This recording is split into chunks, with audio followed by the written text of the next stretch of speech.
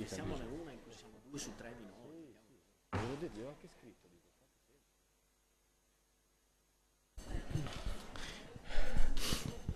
Good morning.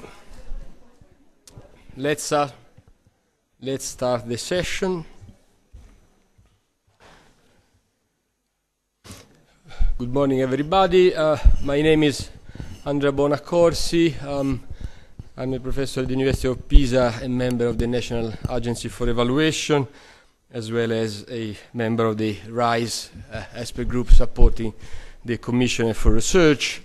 I've been invited to moderate this very interesting session because this session addresses one of the key issues about mobility of researchers in Europe, one of the pillars of the European research area, which is the mobility between sectors, or intersectoral mobility, particularly mobility between academia and industry.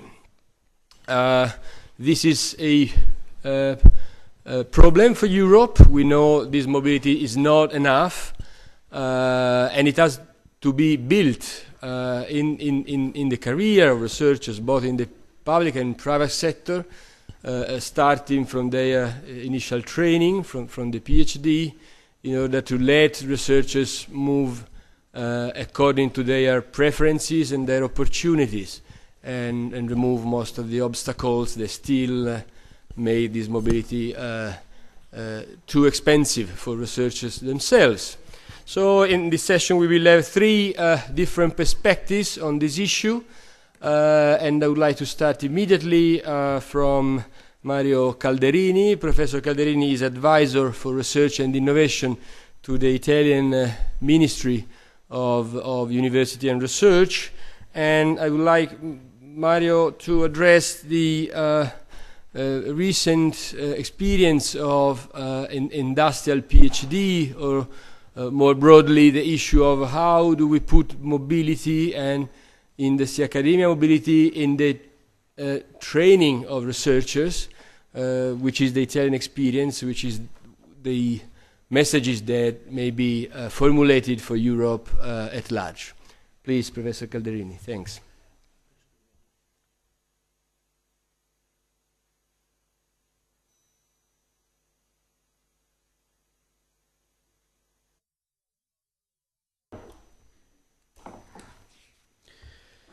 Good morning, and thank you for having me here.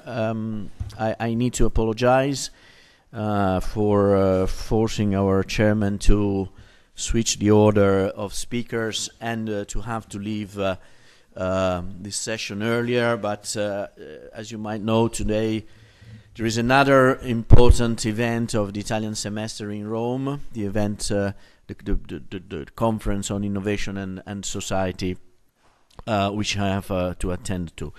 So I will try to address the issue that was suggested by Andrea Bonaccorsi, and talk a little bit about the effort that the Italian government is doing on so-called industrial PhD, and setting it against the background of the new Italian national plan for research.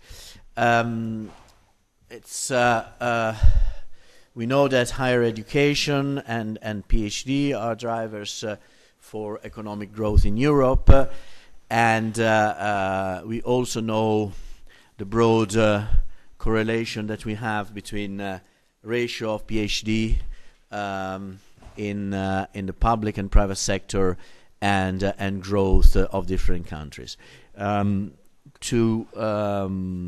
give you a few general data, PhD in Switzerland account for 60% of the population, or 28% of employees, of workers, followed by Germany, USA, and UK. And unfortunately, data for Italy are certainly disappointing with respect to these targets.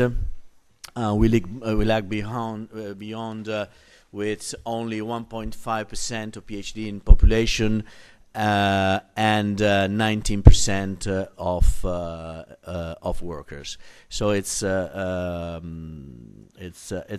certainly a low ratio. And also, if you look at the number of students pursuing a PhD, we have 5% in Germany, 3% in UK, and more or less 3% is the OECD average, and only 2% in Italy. So it is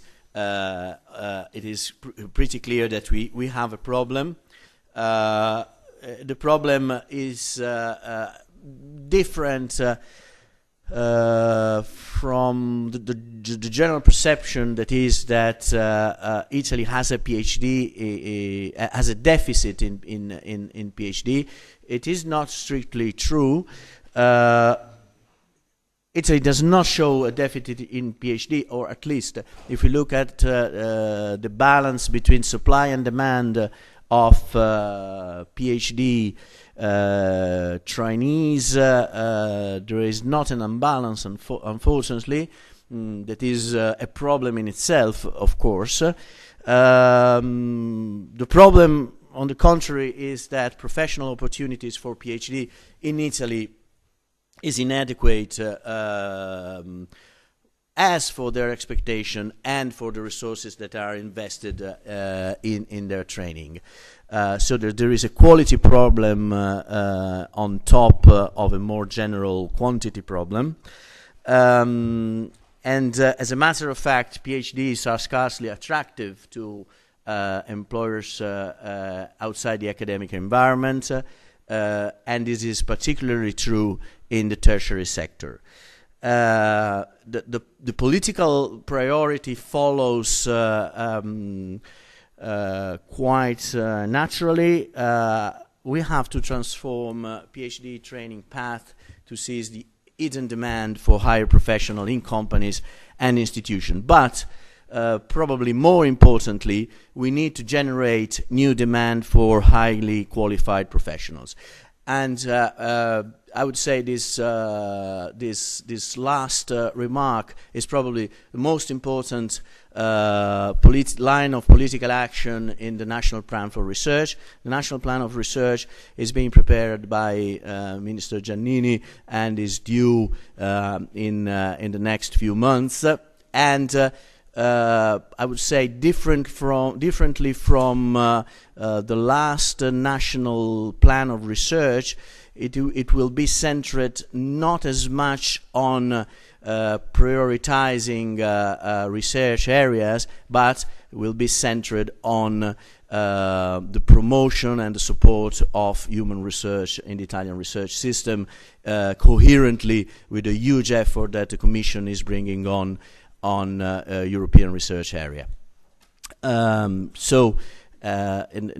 We have, as I will mention in a few minutes, there is a political priority in the new National Plan for Research on human researches, and of course PhD and innovative PhD, industrial PhDs are probably one of the most important actions that the government is going to propose. Trying to meet the expectations of our chairman, I will mention what specifically the new National Plan of Research will be trying to do on industrial PhD. Again, we have data that are not particularly reassuring for the Italian system. We have that out of 100 researchers in Italy, only 39 work in the private sectors, 41% in higher education, and 17% in public research. The EU average, as you might know, is 46%, and that is 80% in Japan.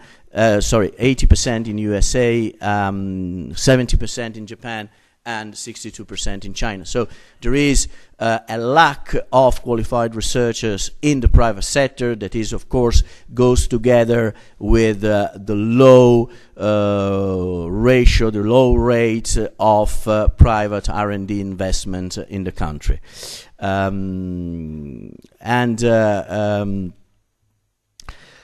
this, as I mentioned, this is the reason why we have tried to not only to match the emerging demand in the private sector, but we have been trying to nurture new opportunities and new demand in the private system.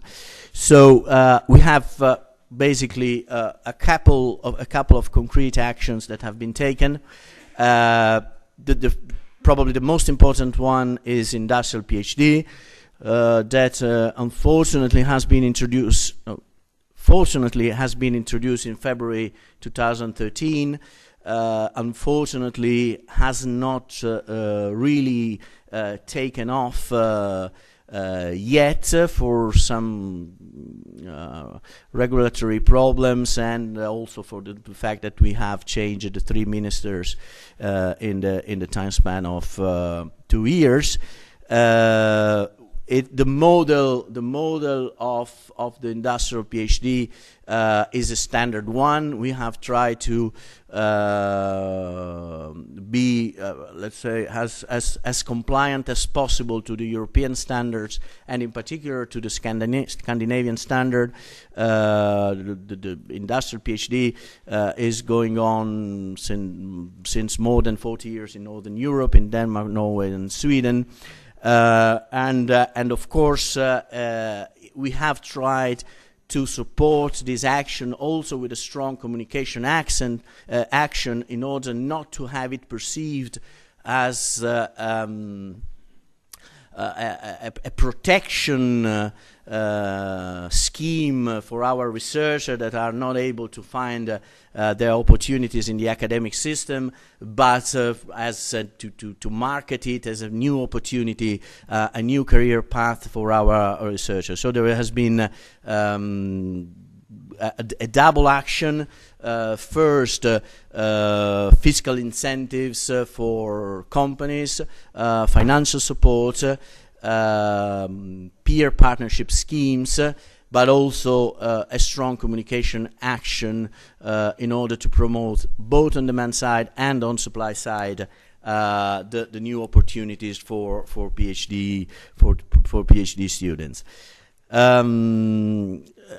Of course, together with the strong support in the public-private partnership, we have put some money also in the internationalization of training schemes, and we have tried to prioritize the national programs that were coherent with the national plan of research that on itself is coherent with the general priorities of Horizon 2020. In the National Plan of Research that was generated actually by Minister Carrozza and largely written with the contribution of Fulvio Esposito, we have a very innovative scheme that is the so-called innovative PhD, that is devoted to strengthen the link among university production system and society at large, and improving the perception of research social impact.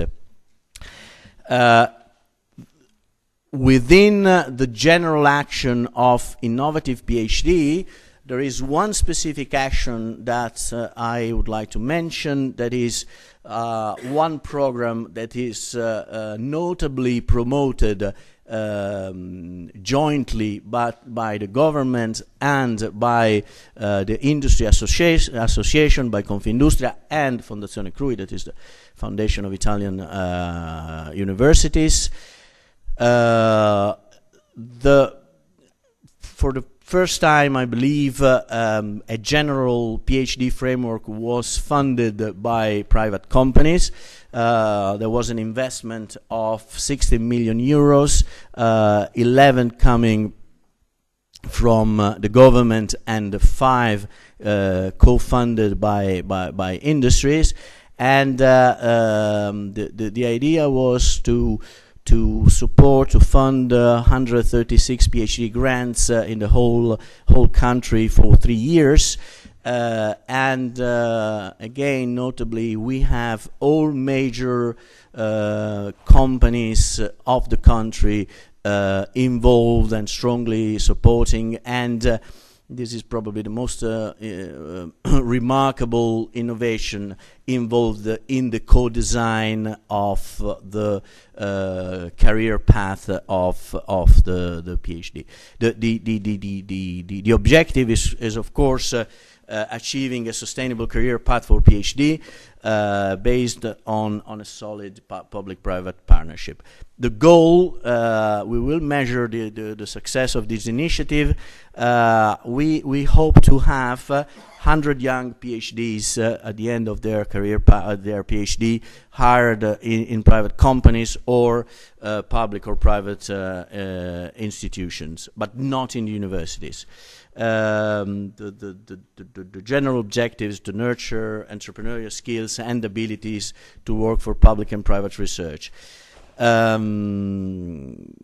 We also believe that having PhD students and people that are doing their PhD within companies is useful to qualify the demand for knowledge and innovation of the companies themselves.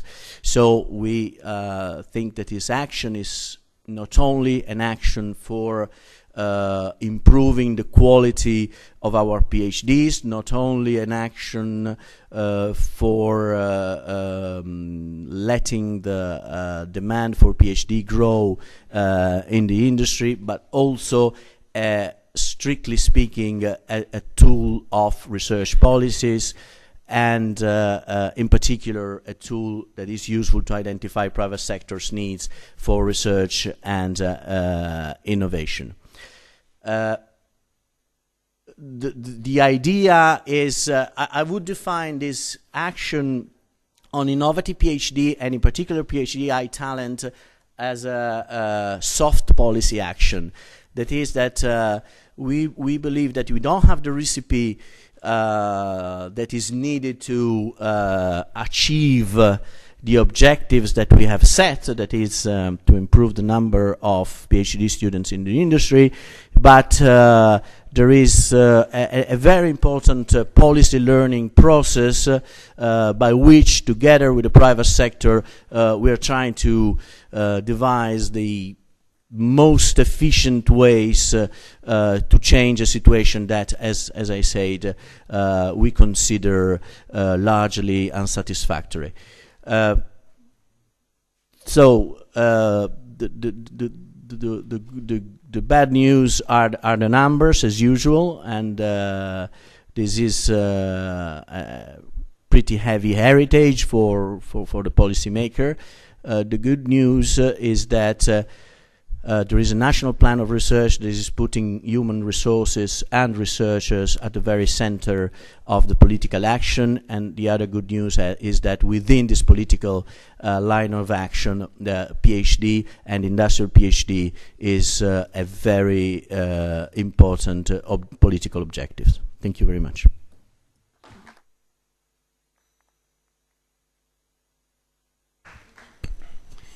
Thank you, Professor Calderini, for illustrating these ambitious plans. The starting situation is not brilliant, as we know, but the plan seems clear and the political willingness strong. So good luck for you as policymaker, and also for this country on these ambitious goals. I think you as you said, you now have really to rush, so I think 5 minutes. Do you want to see whether there are short questions for you from the floor just before you leave? If you have clarifications or comments immediately, yes, please. So you can exploit the 5 minutes of Professor Calderini, please. Cristina Micheli, University of Camerino. In Marche region, we have a plan for industrial PhD that is going on in the last 3 years.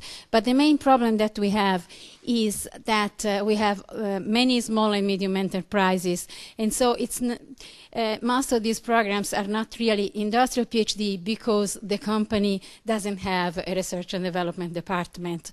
So how do you think we can solve this problem inside this project that you are launching? If I had more time, I would give you the real answer. That is that we need to start a structural process of change of Italian economy and increase the number of medium and large companies. That is a structural solution to this problem. I would say that my feeling is that we should not give too much emphasis to the problem of having first. I think that small and medium enterprises are two very different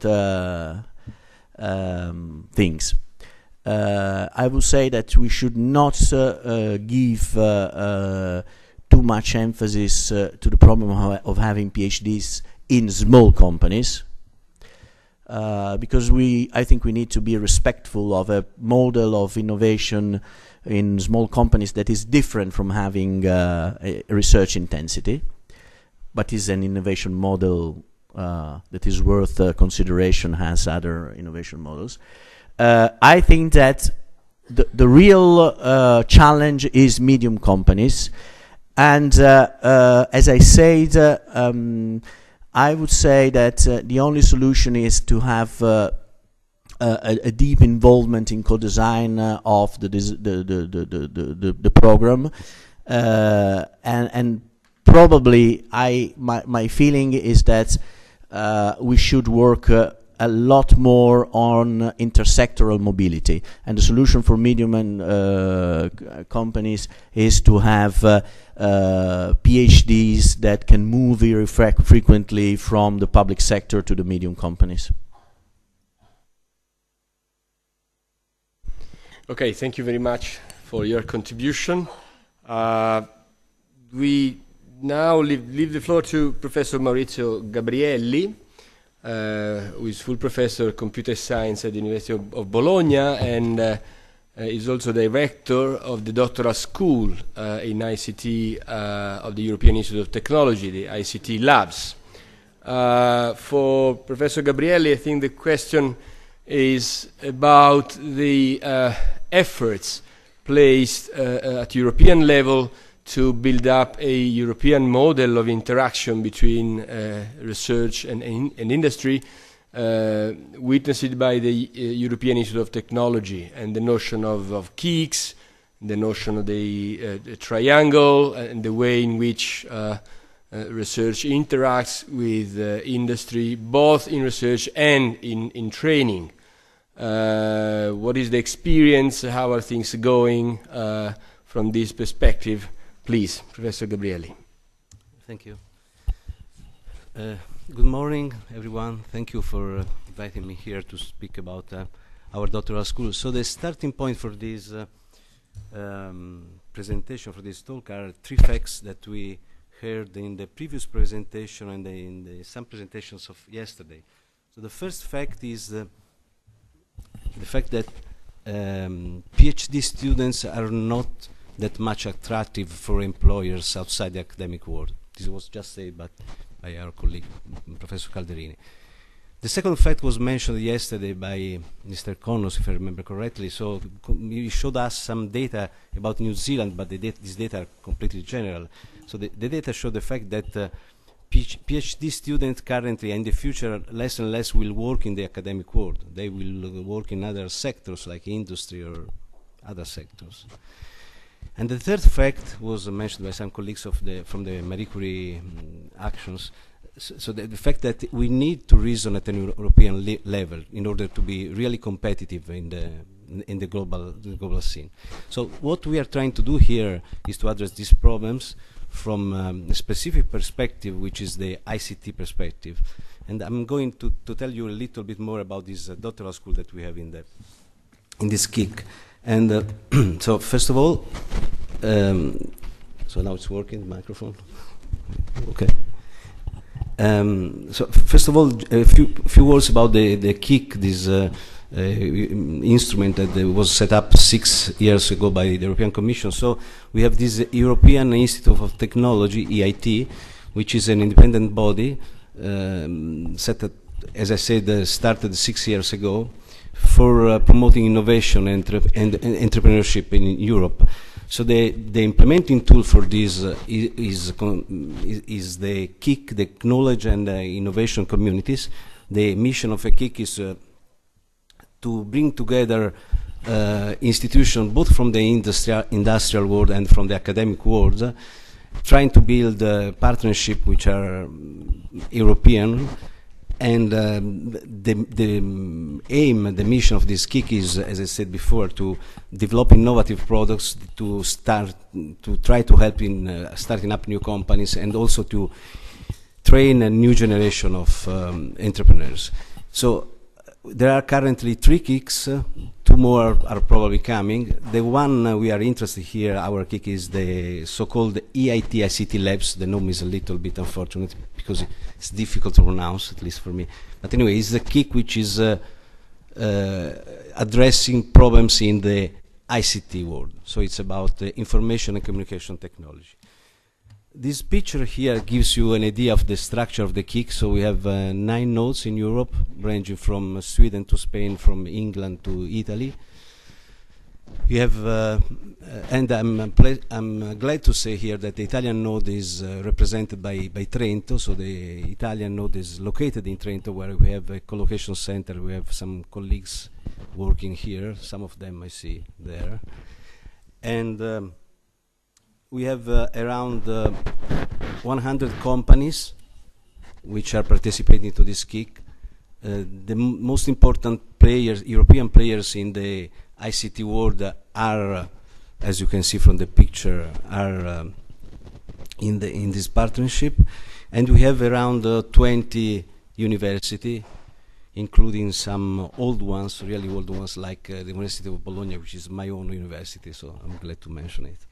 But we have really a large number of partners, and so what is the KIC doing? What is the KIC delivering to Europe? So basically, we are trying to build, as I said before, a European network consisting both of academic entities and industrial partners. And the KIC is built on 3 pillars, so to speak. So research and innovation, education, and business development. So what is more interesting for us here is, of course, education. And on this I'm going to tell you a little bit more. The KIC is organized around several action lines, so-called action lines, which I will go fast here, which are specific themes, of course, in ICT, which address some of the most important challenges of ICT today. So, as you can read from this slide, we have action lines focusing on urban life and mobility, health, smart spaces, and then some more infrastructural one addressing themes like cloud computing, future networking, and this kind of thing. So we are covering basically the whole spectrum of ICT applications in Europe and in the world.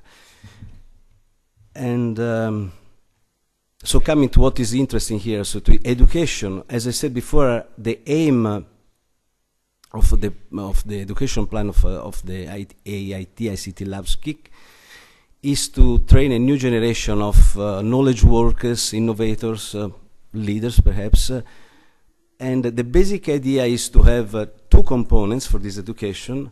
The first component is, of course, the more usual technical and scientific education. The second component is a component which is more concerned with innovation and entrepreneurship education, and this is very specific of this approach. And so where are we today? So we started in 2012 with a first master school, and then some first attempts of developing a doctoral school, and also some specific thematic summer school. Today we have a master school, a doctoral school, a professional school, some specific thematic action line than an online education platform. So what we are trying to do here is to move from some episodic, so to speak, facts to something which is more systemic at the European level. And we hope to have some relevance in the European higher order education programs. So the basic idea, as I said before, is to blend, as written here, to blend education coming from both industry and academy. And we have, as I said before, 3 different programs. The one I will talk a little bit more here is the doctoral one. We have also a professional school, which is something a little bit different from the usual education programs. So the professional school is aiming to a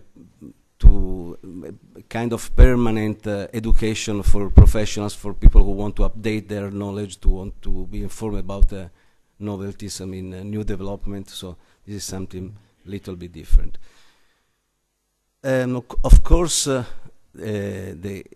the titles, the PhD or the master degrees are awarded by universities. So we are cooperating, of course, with the partner universities. We have 16 of them which are contributing to the doctoral program. And we have also, as I said before, some tools like an online platform for education. And it's also important the notion of the doctoral training center. So we have specific places in Europe. Currently we have 6 of them, 3 more are coming. So one of them is here in Trento again. So some specific place where physically the students can stay and where some part of the education is performed. I'm going very fast, usually I'm much slower. And so a little bit more on the doctoral school, which is a really interesting part. So, as I said before, we try to give to students formation, education on different skills. This can be seen on 2 different axes. So the first one, as I said before, for PhD students who are aiming to work in the industry or who aim to become entrepreneurs. So for those kind of students, we need technical skills as well as innovation skill, entrepreneurial skills. So we have something which usually in the standard PhD programs is not considered. Moreover, also in the specific technical or scientific fields, we see more and more the need for a cross-field interaction, for mobility, in a sense, between different fields. So, yesterday we had a very good example of this with one of the winners of the award, I don't remember the name, I'm sorry, but the lady from UK. She was both a physicist and biologist, more or less, so she had competencies in 2 fields, and this, concerning the specific area of ICT, is more and more needed. So we have now professions like some of them are mentioned here, big data analyst or cyber security engineer, or these kind of things, where together with traditional technical formation in computer science, in the electronic engineering, we need new kind of expertise like economic stuff, medicine or biology or other things. So we really need to mix different knowledges coming from different fields, and this is something we have been trying to do in the normal, so to speak, PhD programs, at least in Italy. In Italy I have the experience from Bologna, where I was coordinating the PhD program in computer science, but is really difficult to implement, especially in the academic world, for I would say obvious reasons. So that's something we are trying to do here. And from the implementation point of view, currently this is, I hope is going to change, but currently what we are doing is the following. We are recruiting students who are already enrolled in a PhD program in one of the university partners. Usually we take students which are at the first year. So the student should work on for his or her thesis on something which is aligned with the themes which are interesting for the kids. So with one of the 8 action lines I mentioned before. This is not difficult because they are really very broad and sorry. And then for this student, we have some selection procedure, and once the student is enrolled in our specific doctoral school program, the student has to follow his normal so PhD plus some specific education and formation that we do provide. And this specific formation is mainly coping with INE, innovation and entrepreneurship. So we have some activities for this. We have some specific training and courses like opportunity recognition, business development, and others. We consider a compulsory period of 6 months abroad, some international mobility for the student, and this can be performed both at an academic partner or at an industrial partner.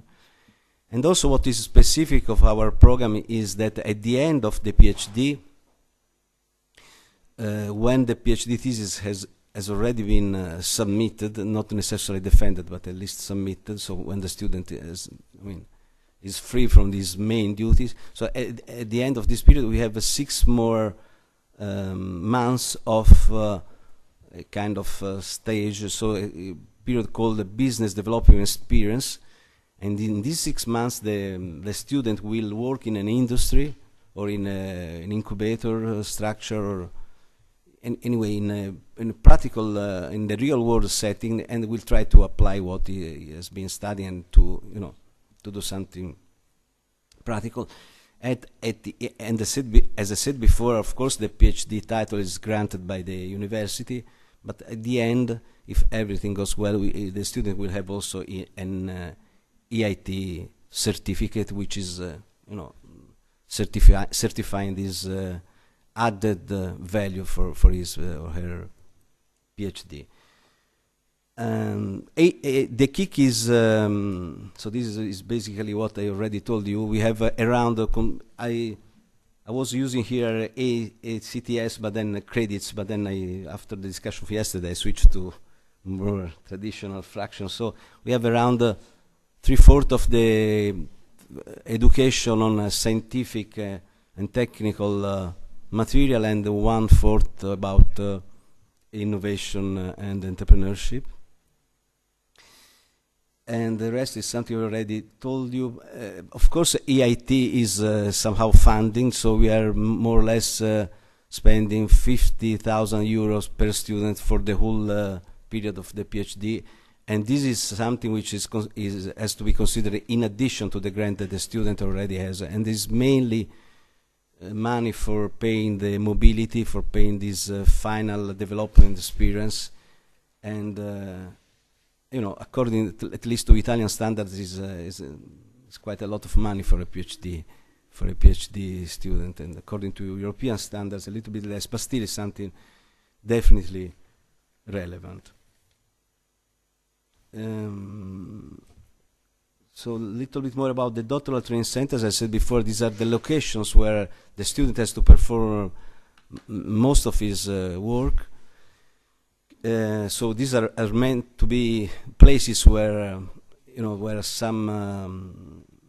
something happens, in a sense. So because it's very important that the student is participating to an environment where there is an active not only research, but also there is an active development also of industrial products, for this kind of students. So that's what we are trying to do with these doctoral training centers. Some of them are specifically working on some specific action lines with also some specific projects called the High Impact Initiative. So for some of them there is really this specialization, and of course if a student is interested in those specific themes, he can move to these places. And currently, as I said before, we have 6 of them. So Budapest, Trento, Stockholm, Helsinki, Paris and Rennes, and 3 more are coming, namely Eindhoven, Nice and Madrid. Probably they are coming in the future, and there are also talks with other partners of the KIC. And finally, some numbers. So, as I said, this is quite a recent program. We started in 2012 with the first experiments. Nowadays, we have around 80 students in the pipeline, 16 participating universities, we are aiming to have around 60 students per year on all the 6, and in the future 9 doctoral training centers. So for a total of around 300 students, and we are hoping to have some 50 graduates every year. The first graduates will be next spring. It is a list of universities, but you can, it's not particularly interesting, but there are, as I said before, universities from all Europe. So some concluding remarks. What we are planning to do for the future, we are of course trying to improve our doctoral score. We are looking for cooperations with other institutions, both at the national and at an European level.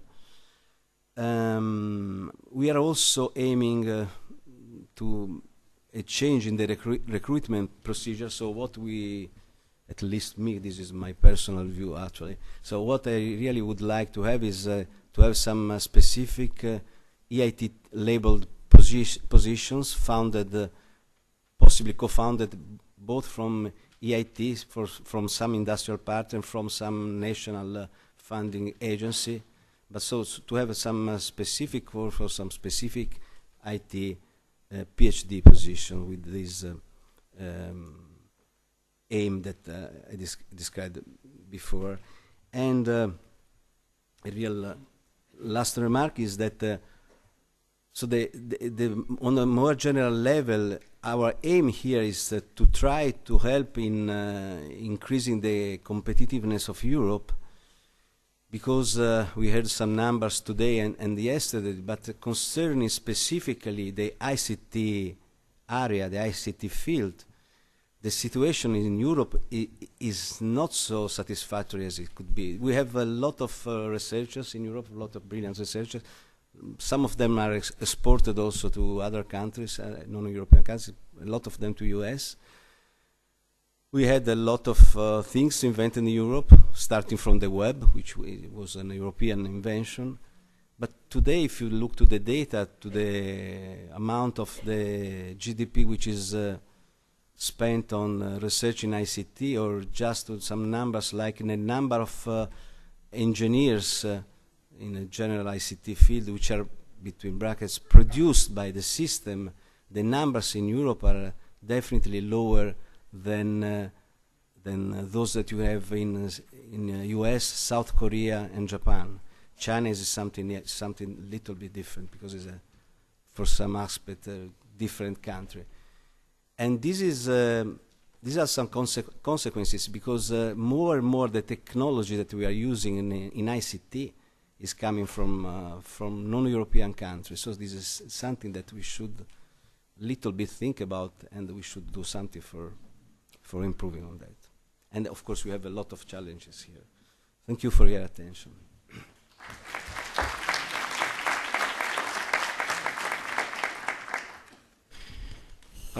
Thank you, Professor Gabrielli. I take your last remark on lots of challenges, and of course one of the challenges is the interaction between academia and industry, which is one of the weaknesses we have.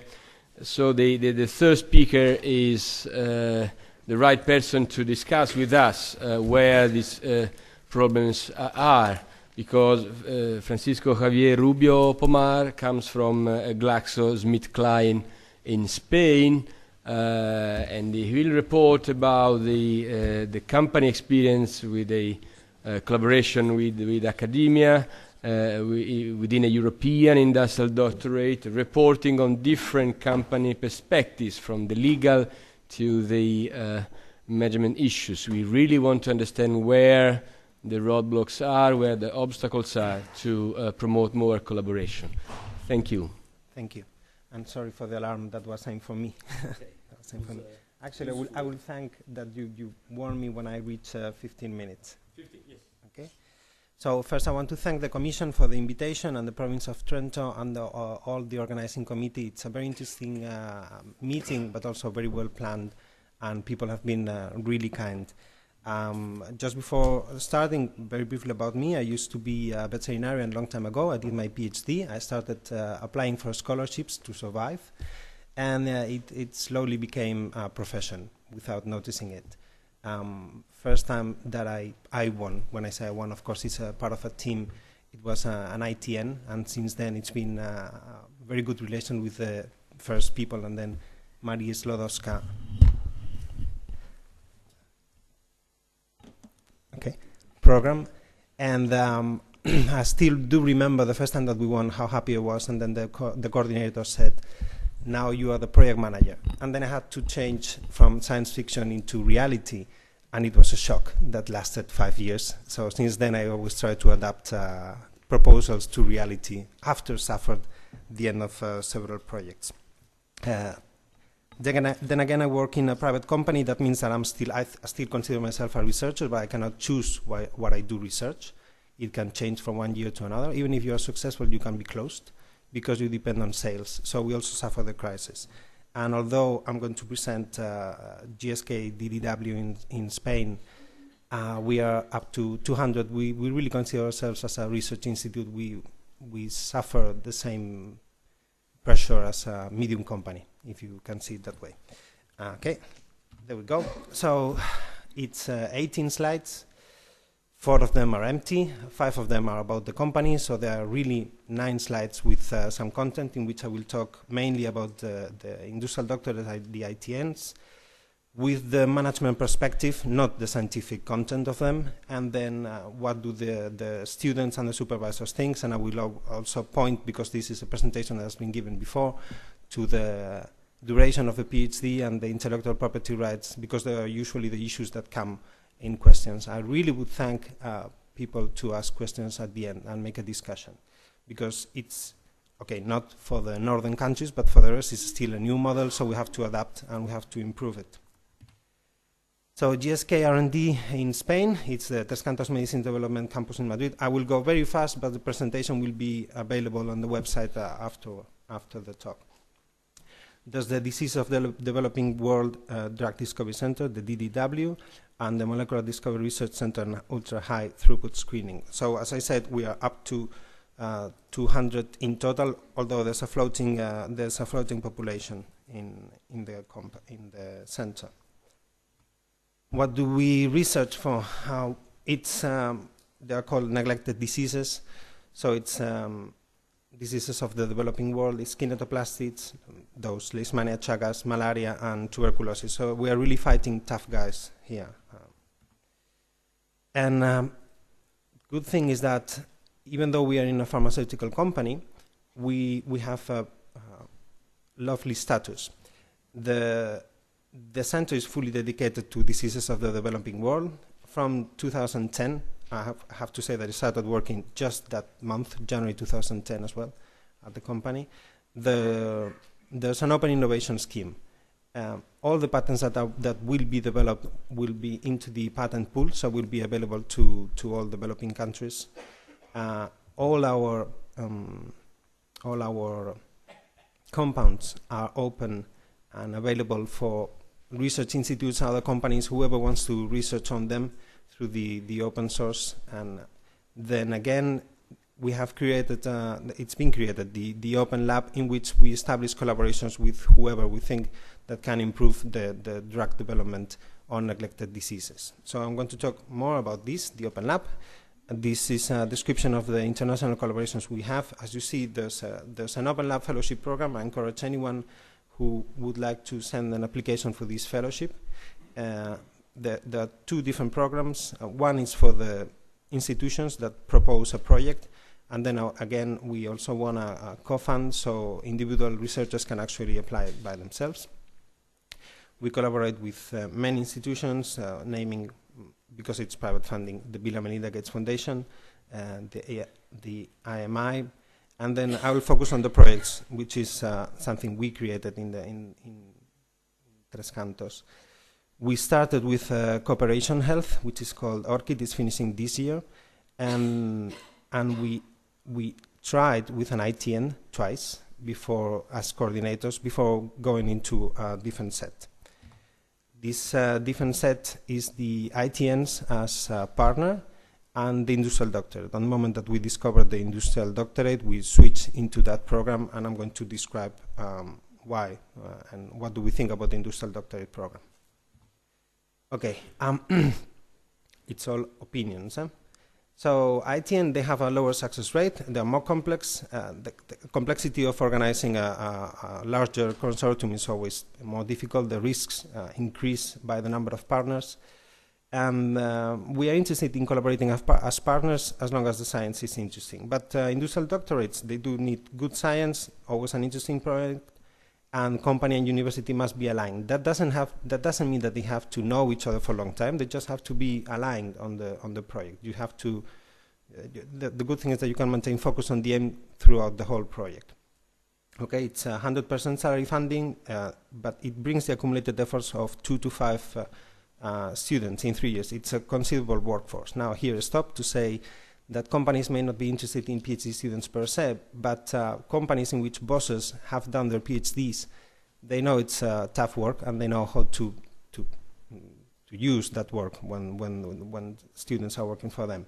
So presently we have 8 PhD students and about 10 to 20 postdocs per year between ITN and the fellowships. It's a lot of people, and sometimes it's a mess. It's very difficult to organize yourself and the yearly projects when you have such an itinerant amount of people trying not to hurt each other when they are starting in the lab the first days. So from the point of view of management, administration, human resources, and legal department, it's a lot of time, and it's time consuming and effort consuming, and you really have to prove that it's useful. It's not about the funding, it's really about the project. In case you convince them to launch a proposal, in the preparation of the proposal, it's very important to have management and scientists aligned, both together. It's compulsory, of course, to have good science and a good team. In the proposal, you have to make a clear description of the objectives. We do organize it in work packages as individual projects. Until now, it's been well that way. And the focus, of course, it's an industrial doctorate. It's about the people. It's about the researchers. So science is what gives you the grant, but it has to be organized around the researchers and their training. Then again, the competition is so high, and also depending on the panel, it's really so high. You have to aim for over 4.5 in all the sections of the proposal. During the negotiation, if you're lucky to reach there, of course, involve from the beginning your management and legal department. Make sure that your consortium agreement does envisage actions for the intellectual property intellectual property rights, how to organize a contract or secondments. This is something I will talk later. And in the revision of the Annex 1s, make sure that you revise it in a way that it can be achieved. So revise and simplify it to meet the objectives. The selection procedure is something so important. It's the most important part of the project. You have to make a really good selection. Usually the university pre-selects, but it has to be something you do together. Make a list of everything that you would need in both countries, and start the title validation. I will talk about this later on. It's so time consuming, both the validation for the university and the work permit. From the project science management, make a kickoff meeting with everyone involved, and then maintain contact between everybody who is there. And of course, you have done a revision of the Annex 1, follow your description of work. It's something. It's the annex to the grant agreement. You have to follow that description of work. And then project reporting. You can organize or plan many meetings at this. The most important thing is that you keep an eye on confidentiality and data integrity requirements. Security and in the exchange of data has to be planned from the beginning. It's a crucial part of the project itself. And then, of course, the scientific officer should be informed. I don't say that you have to call them every week, but they have to be informed of the evolution of the project, not only when there's going to be a meeting. So, some particularities of this type of industrial doctorates, what I did is ask our PhD students and postdocs about these schemes. So these are their opinions, some of their opinions. So unlike academia, where you almost know what you do, in this you might or might not be able to publish your work. It depends on the kind of project and the content the work is done. So this is something that frightens them from the beginning, that they will not be able to publish their work. So supervisors, both private or public, they say not really. Universities also like to valorize IP, and issues are covered by the industrial scheme.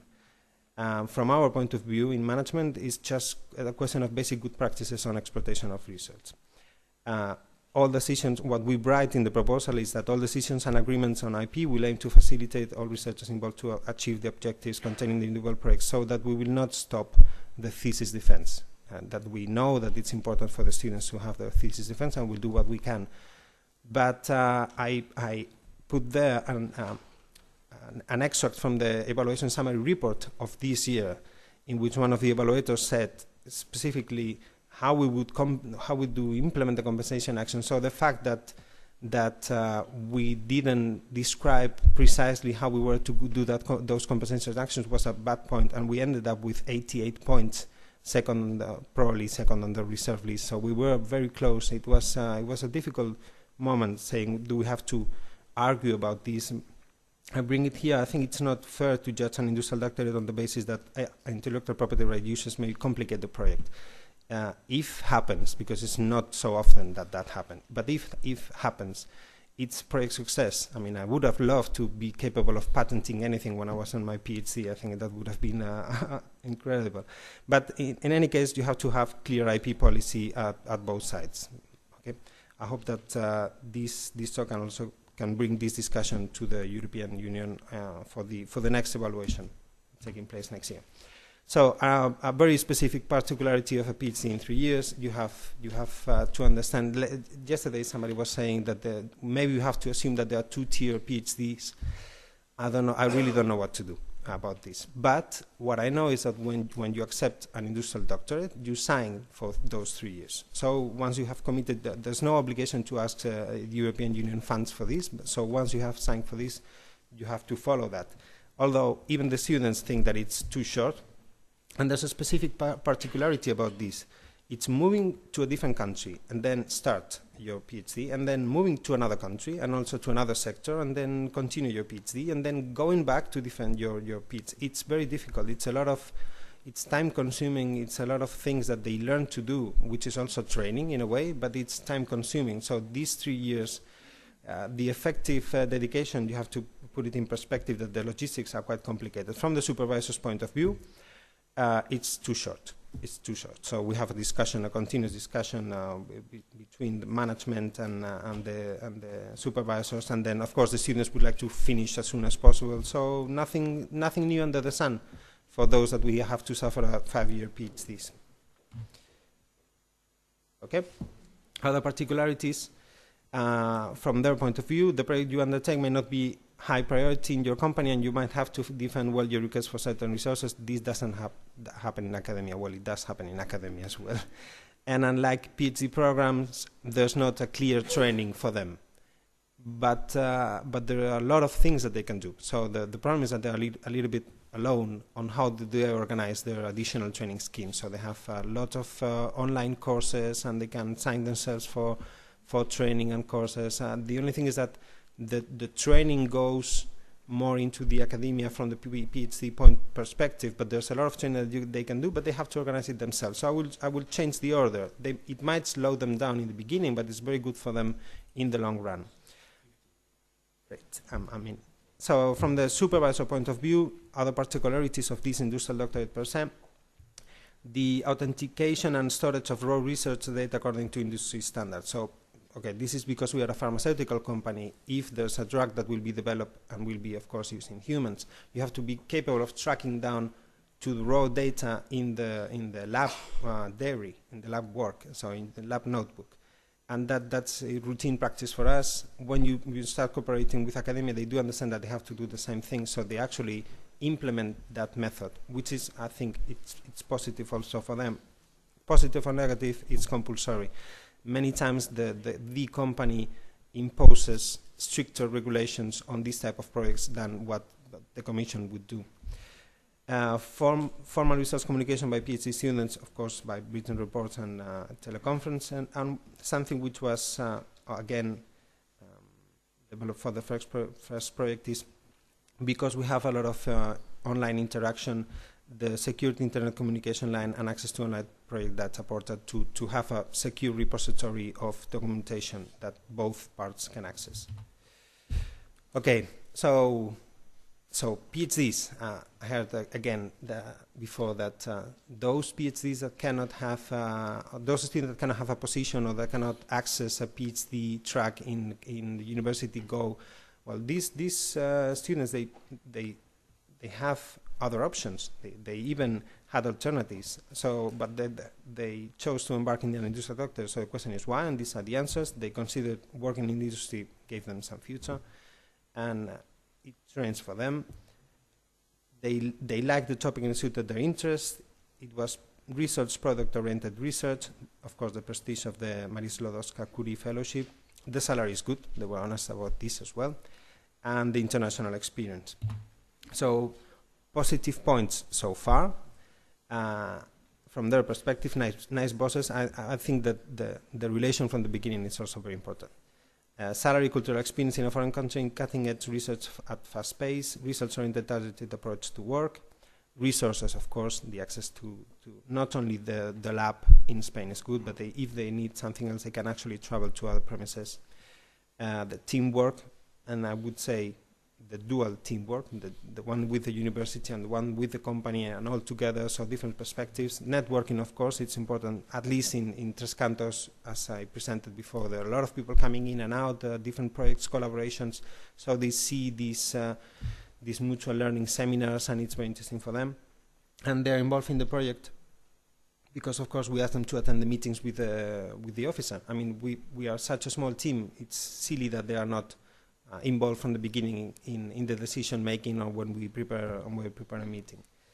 From our perspective in management, what we love from these programs, it's a bottom-up preparation. You have a good idea, you develop that good idea into a project, and you don't have to wait or do anything to actually make that topic happen. You just present it in a bottom-up approach to your panel and will be evaluated. So you need good project, good partner. Choose your panel, prepare the proposal, flat rates, lovely, and no timesheets, even lovelier. And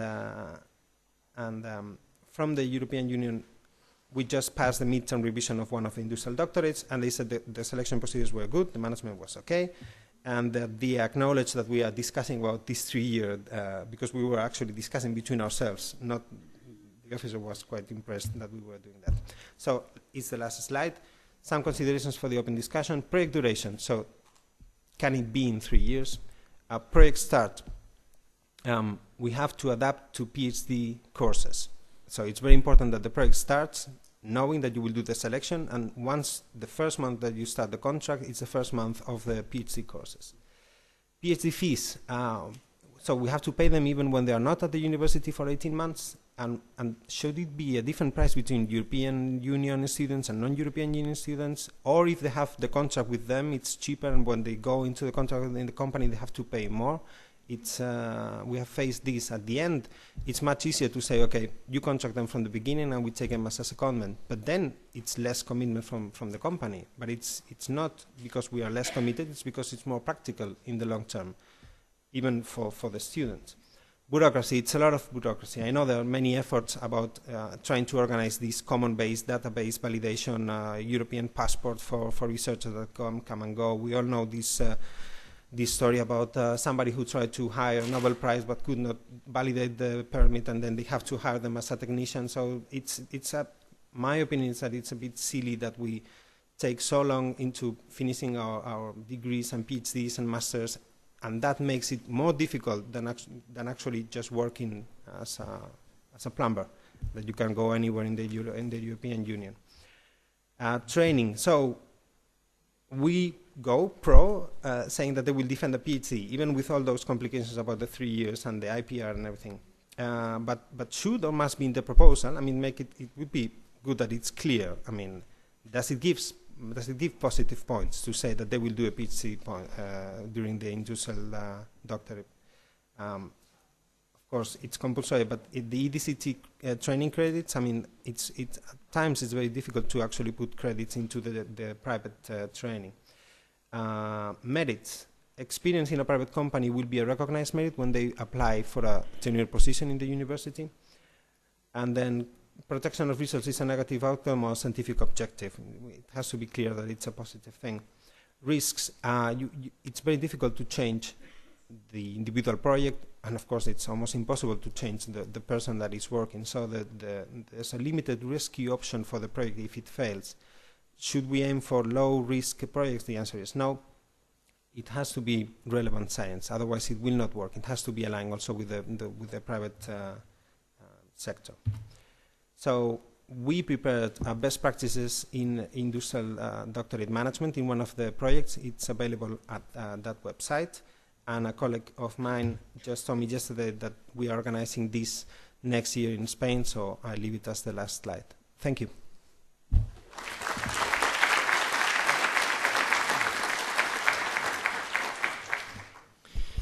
Thank you, Dr. Rubio Pomar, for this very clear and challenging presentation. Many problems are on the table. So there is time now for open discussion, for the floor. Okay, I just see two hands, one here, second and third.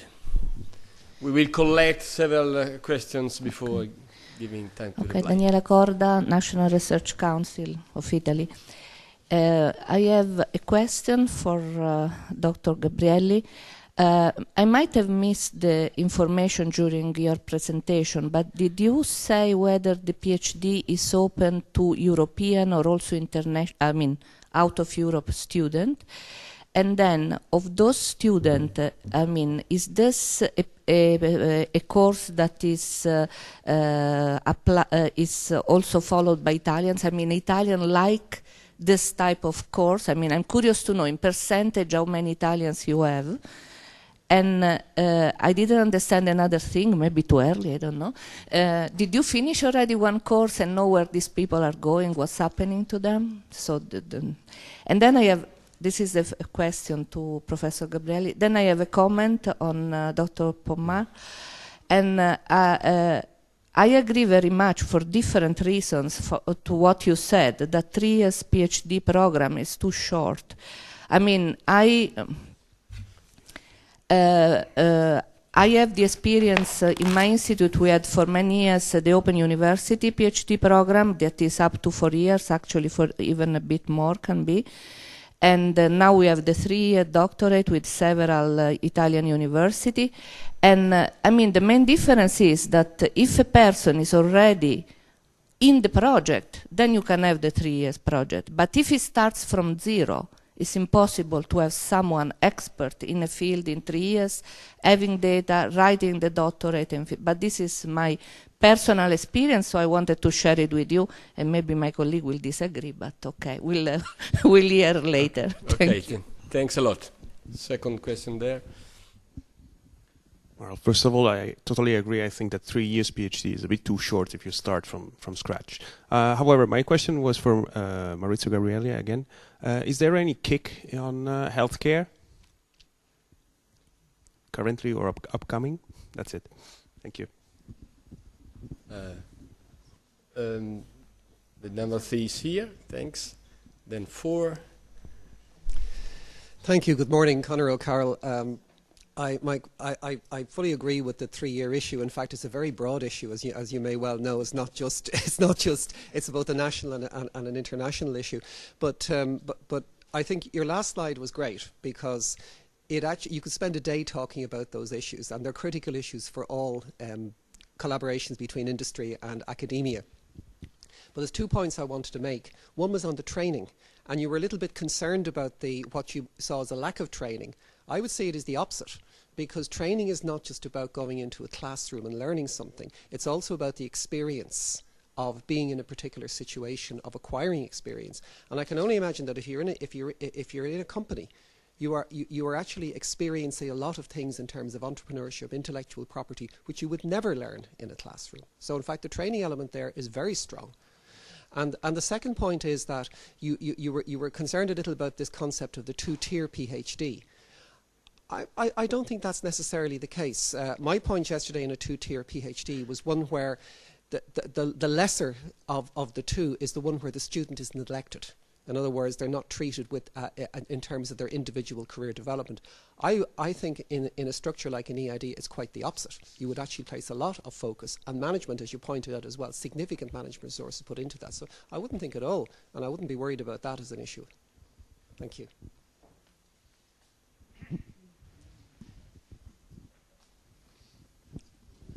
The good result of this discussion is that I have more confusion in my mind about doctor, which is a very good thing. I mean, we are improving. But anyway, I'm just wondering whether you can deliver skills, which was written there in the first communication, about creativity skills, or entrepreneurial skills, or innovation skills, which seems to me are not so easy to be delivered. And does it mean that because you are training a doctorate student, which should learn how to research? We said yesterday that research is the main thing, the main issue of our work as doctorate training. So, of course, you also said that you have a 6 months business period, so you are learning to become an enterprise leader. Is it devoted to people that should work in a research center within the company and to continue to, for instance, to study molecular businesses to build up new medicines and so forth? Or are you going to build up the leader of the company? I'm just maybe you want both results, or the early people is going to start an activity, and his professional life will develop. This is a little bit confusing in my mind. And the second profile is relation between costs and benefits, because as far as I understand, a researcher trained this way costs much more than a researcher in physics or in history that is going to learn within the public institutions. And if this is true, it could be delicate, because our world of scholars and research institutions could become a little bit jealous. And I don't know whether you I understand that what it means when you talk about relations between research and industry, because we want to push this direction. But we have many reactions within our world, so we should explain that we are not trying to have more money on one side and less money on the other side. Thank you very much. Okay, let's have a first round of replies. Professor Gabrielli. Yeah, I hope to remember all of them. So, first question, non-European students, yes, I mean, provided they are, as I said before, enrolled in a PhD program in one of the partner universities. Italians, if they do like it or not, yes, they quite like it. Actually, the collocation center here in Trento is one of the most active. It has currently, I think, around 20 students enrolled, 17 to be precise, enrolled in the PhD program, and is one of the most active in the setting. So the Italian situation is good, and other universities are participating to the KIC, like the Politecnico di Milano and my university, University of Bologna. They are planning to. So far they didn't participate to the doctoral program for several reasons, but they are planning to do so. And in particular in Milano, they are planning to see in very short time whether it's possible also to open a new doctoral training center in Milano. So I'm sorry, I don't remember the third question that you asked.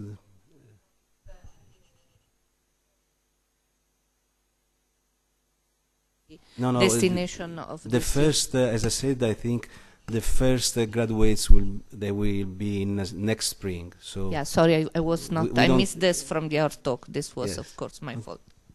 No, it's okay. Thank you for your question. Concerning the KIC, I'm sorry. So the current KICs, I think there are here some people more expert about European things than me. I believe there is not currently a KIC on health.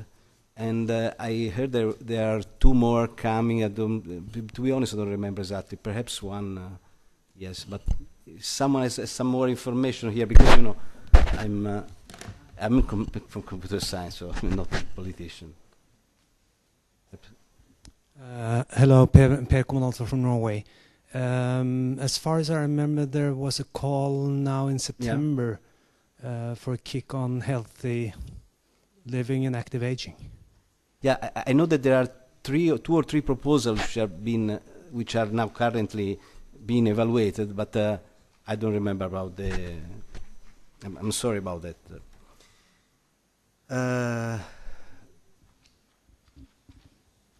So I also would like to, even though the remark by Mr. Connor, if I remember correctly, was to my colleague here, I also would like to say something about training.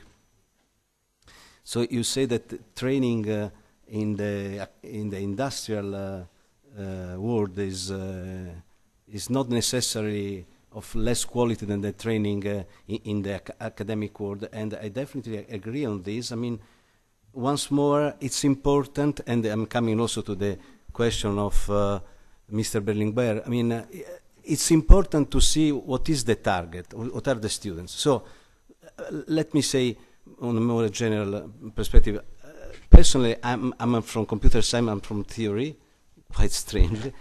And so if you are looking for a researcher in basic science, computer science, biology, mathematics, physics, if you want something which is a specialist in quantum physics, I think the best solution is still, the best approach is still the traditional PhD in the academy. Of course, for some kind of research, you need some tools. If you are a physician, you need some machinery, which is quite costly. You need to go to some labs where you have this machinery. But the academic world, I think, in my opinion, is definitely still today the best environment for pure research, for basic research. So this is one point. But even more, what I'm talking about, so the PhD students we are considering here, that I was considering, sorry, are not those who will be researchers in the academic world, and probably not even those who will be researchers in the industry, because in the industry there is the department are called research and development, and a large portion of persons there are doing development, which is something different from research. So here I'm considering people who are going to work in the industry they want to set up their own company, but they're not doing research in the traditional sense. They are not doing only research. And in the market today, we need more and more of these persons. We need persons with a PhD title, with a third degree, for several reasons, including the fact that, I mean, we all see, at least in Italy, but I would say in general, the level of the degrees is a little bit lowering. So what was 20 years ago a second level degree probably is not anymore a second level degree. It's more close to what is today a third level degree. So what I'm saying here is in the industry, in the external world, external with respect to academy, to basic research, we need persons who have a very good very good technical and scientific skill. So persons who have a PhD and who do something else from research. They will not be pure research. They will do something else. They will be managers. They will be, they will work in the development. They will start up their own company. So for this kind of persons, we need all these. We need these new frameworks, these new programs. And yeah. So and concerning the other point, whether you can teach creativity or innovation skills, yeah, of course I have the same doubts as we are. In Bologna, I'm sorry to mention my local situation, but we have a professor, I won't tell you the name, but a professor from the telecommunication department, an engineer, who a few years ago, quite well known, in his field, who a few years ago started a new lab called the Creativity Lab, where they are engineers and they are not, people from the humanities. They are trying to teach creativity. I'm not saying I completely agree with that approach. I'm not saying here it's easy or you can teach creativity, but you can certainly teach to person how a company works. I mean, some basic, laws of economy. Some, what you need. The difference between research, pure research, and going to the market. I mean, having a product on the market. In having a product on the market, the initial idea is just a small fraction of the overall effort. So you really need a lot of effort in, all what comes after you had the idea and after you had the technical solution. And these things you can certainly teach. Of course, they are taught also in other faculties, in other environments. But for ICT, we need to teach to ICT people these kind of things. And last point, for the cost, yes, this costs a little bit more, but you have any way to pay for mobility is something important for all the kind of students. We need to pay for this kind of things, for mobility, and this is something which. And the very last point is that this money goes in our framework to the universities who are managing the PhD students, so they somehow can optimize this money.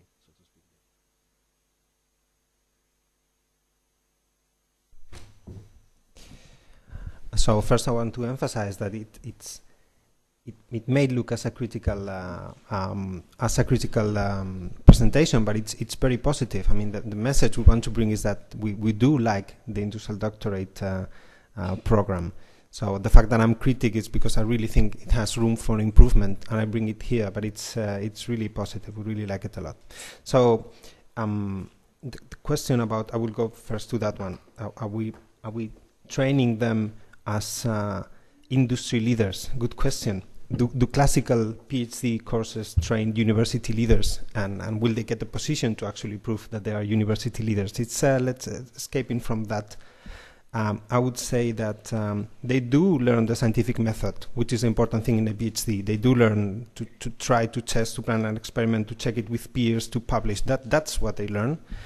They have something extra, and they get a different experience, I do agree, just by being there and doing something different in a company. Of course, they do attend congresses, but they have to present the research in the beginning. They pass a selection procedure, which is also something difficult. And then they present the results on a monthly basis with the supervisors. One of them is online, and even they have to present their results to the commission, which is something impressive for them within their PhD. So are we building, or are we creating, are we training industry leaders? I don't know, I hope they have the chance to prove themselves as industry leaders by first getting a position in an industry. They do suffer a lot of pressure, that I can say, because from the beginning they are under a tight time schedule. They learn that they have objectives, like the rest of the team. They have to do reporting. It does prepare them a lot. I think it does prepare them a lot even to apply for different funding when this project ends. Otherwise, we will help them to do this. What about the 3 years? For me, it took me almost 5 years to do my PhD, but when in those years, if you did a PhD, it almost secured you to have a career in research. Now they do have to do a master's before they start the PhD, and it's not that secure that they will get a job. So why forcing them to go into 5 years of university, 1 year of master's or 2 years of master's, and then 4 years? We are training for 10 years people that we cannot ensure that they will get a job. So my opinion, and it's not GSK opinion, my opinion is 3 years should be enough. What I want to emphasize is that should be 3 years of dedication. The problem is that we have to reduce the barriers. The validation of titles, working for the work permits, all this administrative burden, it worries them a lot.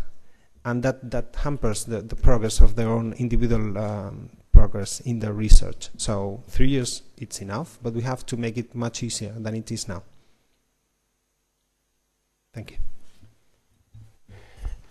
Okay, I think we are okay unless there is a very urgent question on the last minute. No, so we can keep our time schedule right. I would like to thank the speakers, also because you have put on the table a number of highly relevant issues. The collaboration between academia and industry will stay on top of the agenda for the next years. It's not an issue we can solve rapidly and simply with one scheme or another. There's a need for a concerted action in member states, for strong initiative by the Commission, which is already carrying out this, and it's a long period of experimentation and work. So initiatives like this conference are very helpful to put the problems very honestly on the table and try to find out solutions. So thank you very much again for this. We have a 20 minutes coffee break. Come here in 11:20.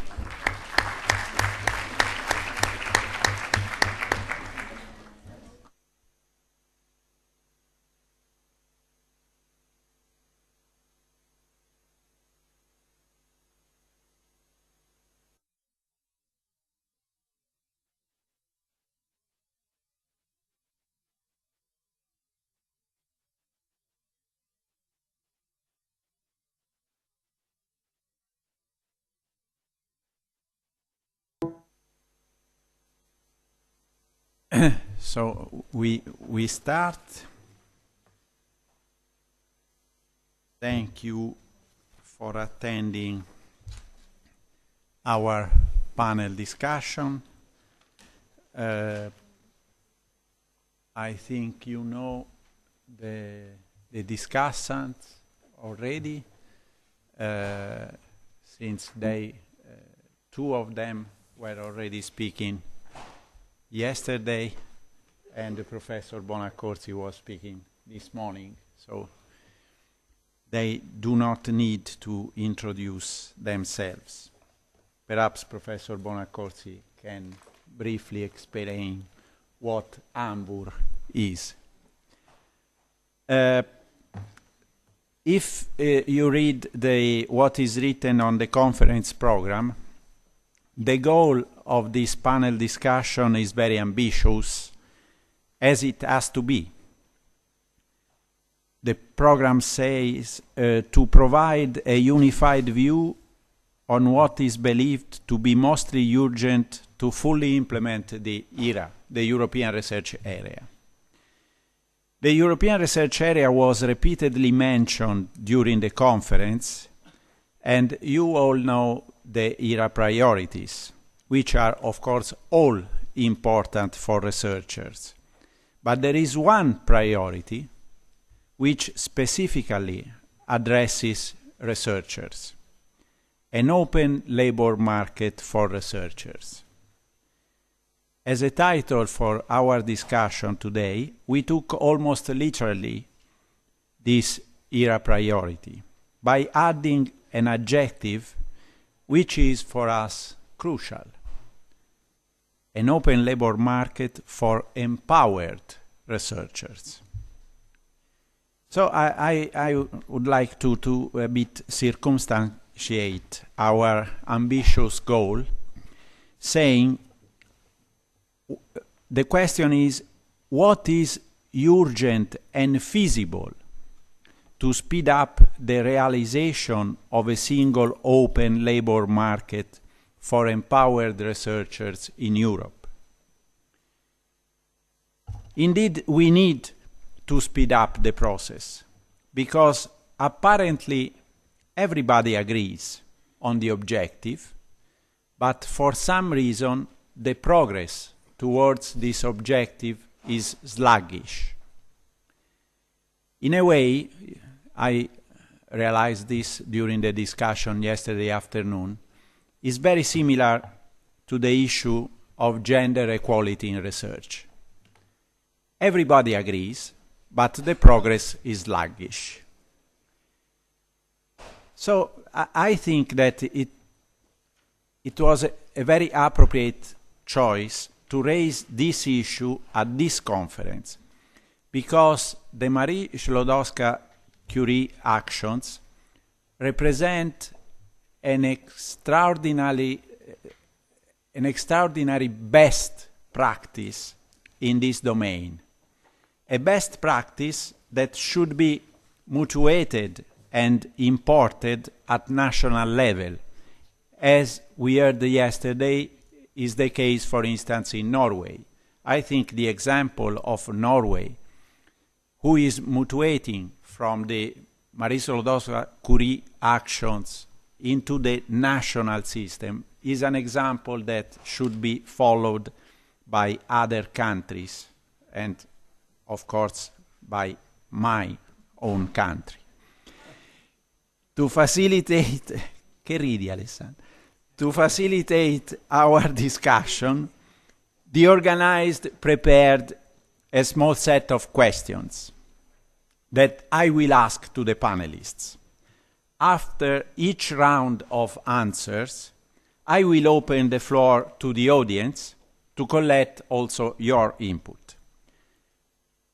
For our discussion to be as inclusive as possible, I ask the panelists to be concise as much as possible, so that we can have time for several rounds of questions and answers, and also for several inputs from the audience.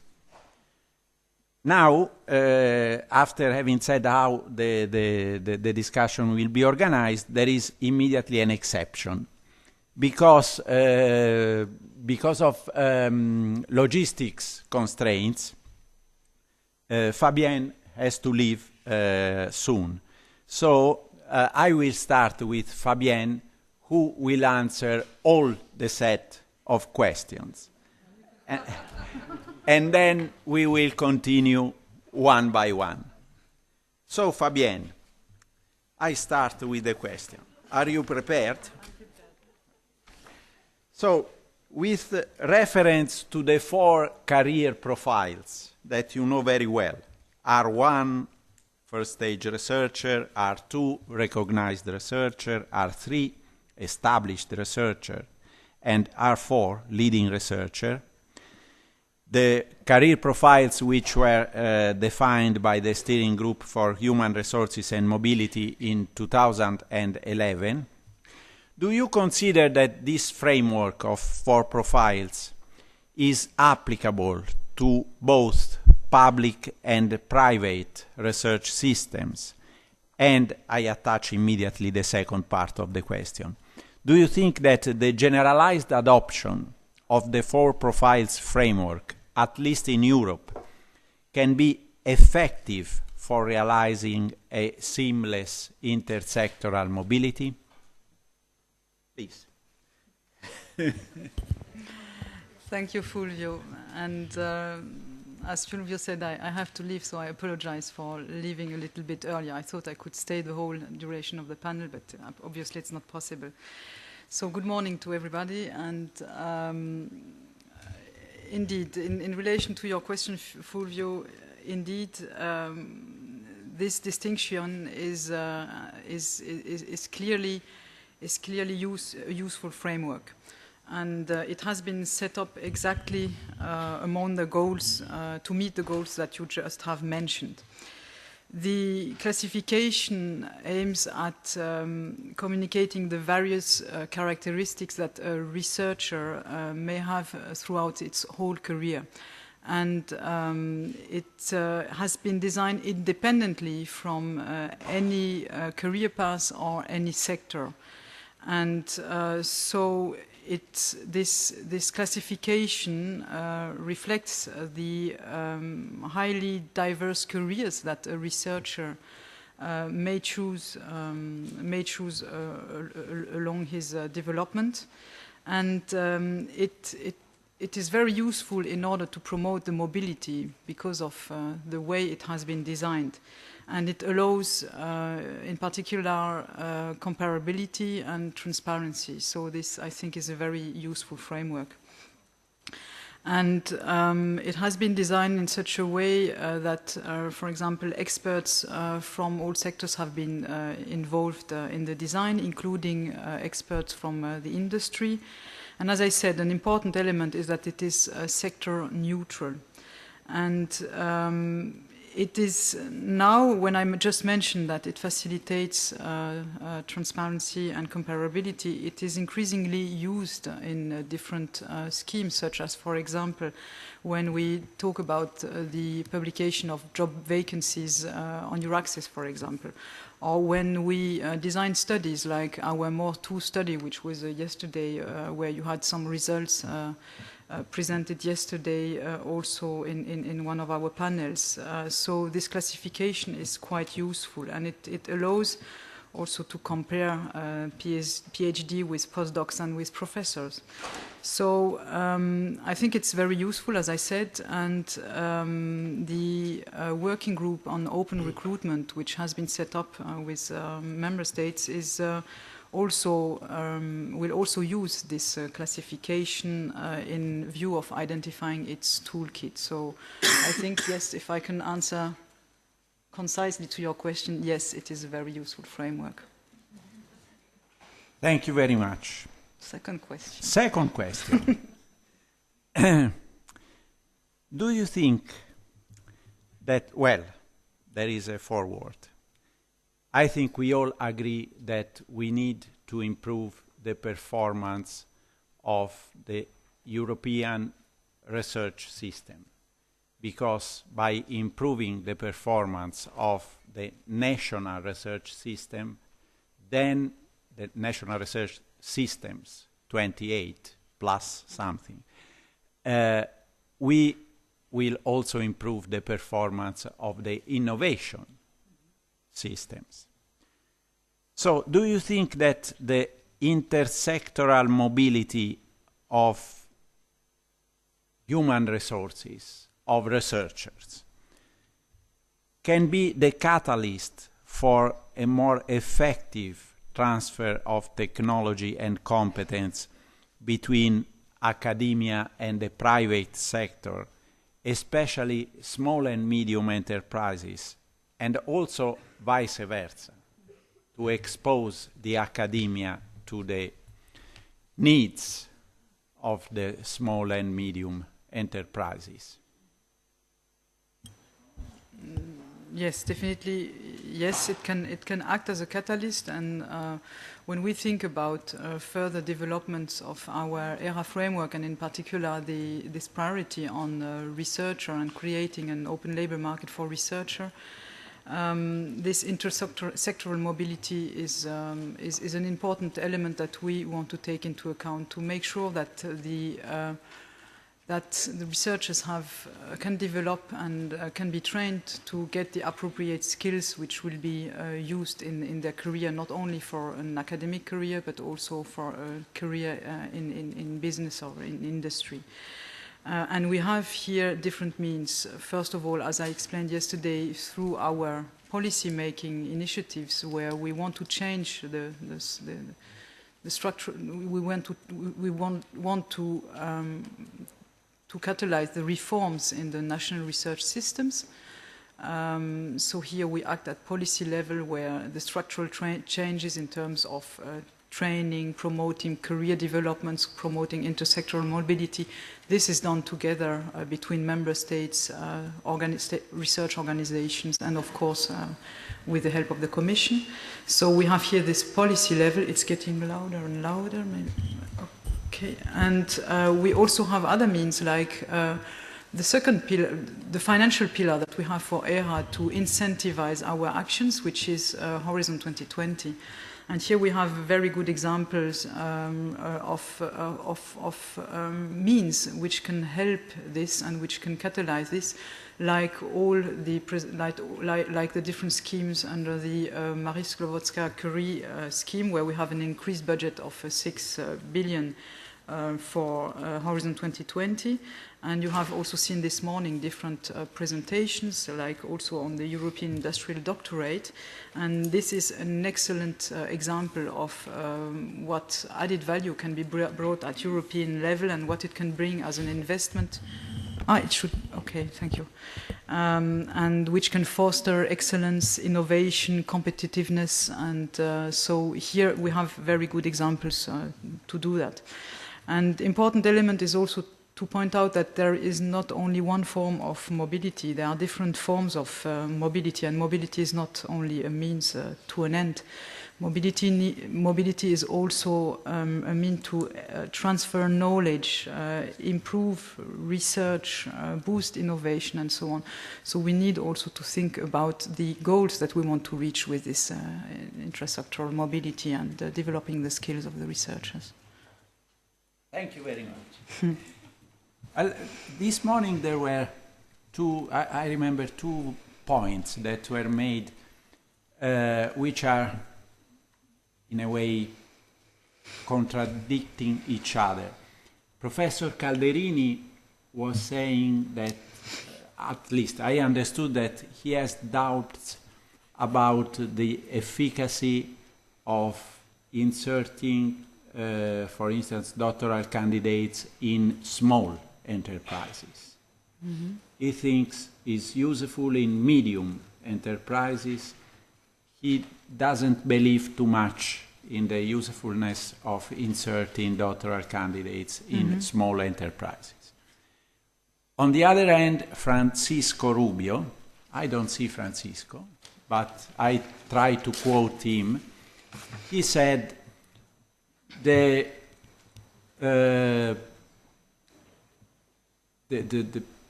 managers of the enterprises are frequently unaware of what a doctoral training is, and so they are a bit suspicious and reluctant to enroll graduates in their enterprise. But Francisco added, if you are the manager and you have a doctoral degree, then you know the importance of having had a doctoral training. So I think that for this reason it could be useful to insert doctoral candidates even in small enterprises.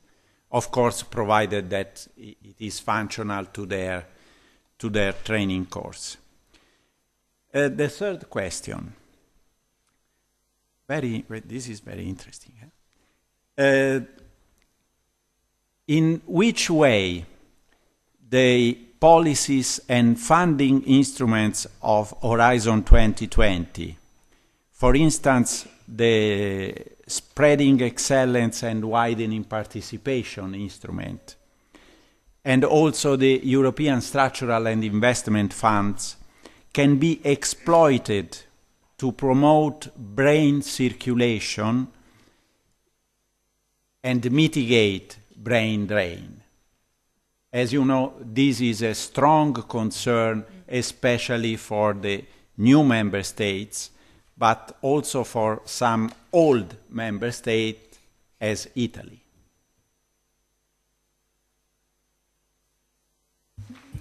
This is indeed an important question, and it is also recurrently coming in our discussions when we talk about ERA and the 5 priorities, and how we consider this issue of structural funds, of smart specialization strategies, and so on in our scheme.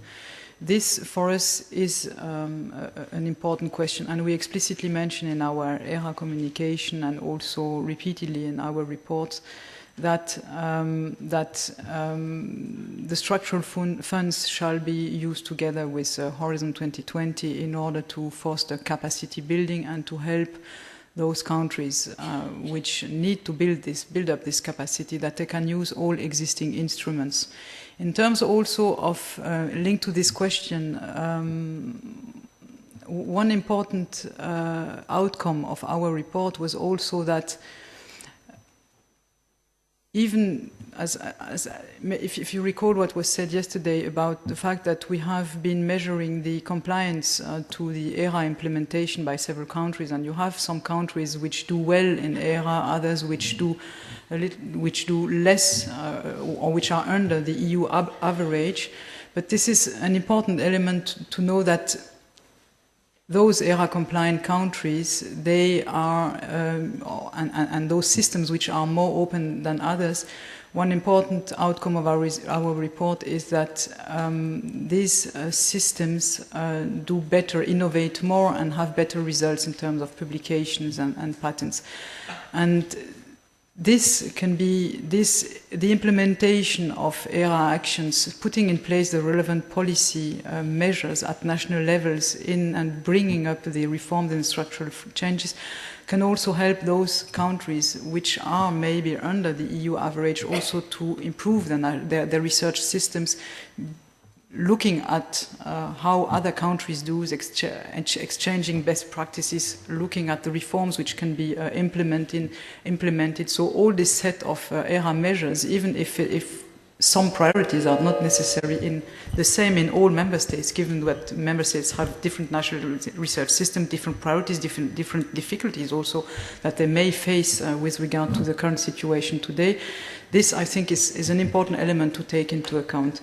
And in terms of using the structural funds, the EU funding is really trying to mitigate the brain drain through this building up of capacity building in those countries which could be affected by the brain drain. And some countries are already using these structural funds in order to do that. For example, Hungary, Bulgaria, Estonia, these countries are, for example, making full use of the structural funds as also using it, for example, for doctoral training programs. Yeah, thank you. We have also put in place through Horizon 2020 different tools like ERA chairs, teaming, and twinning.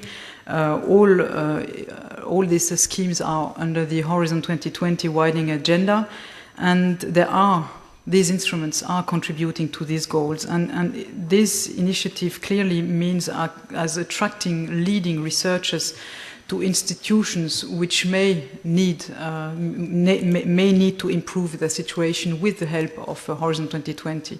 So to keep in mind that this issue is clearly considered as one of the issues in our ERA framework, in our ERA policy, not only through the reforms that we can induce through our policy making, but also through the funding and the support, the financial support that we can bring up to foster these changes at national level. Thank you, Fabienne. Actually, we have good examples in some regions of Italy also. For instance, the region Puglia made an excellent use of structural funds exactly with the aim of keeping the best talents who were otherwise looking around for finding other places to work.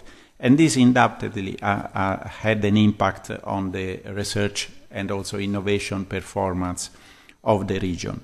So these are important instruments that have to be used by these countries.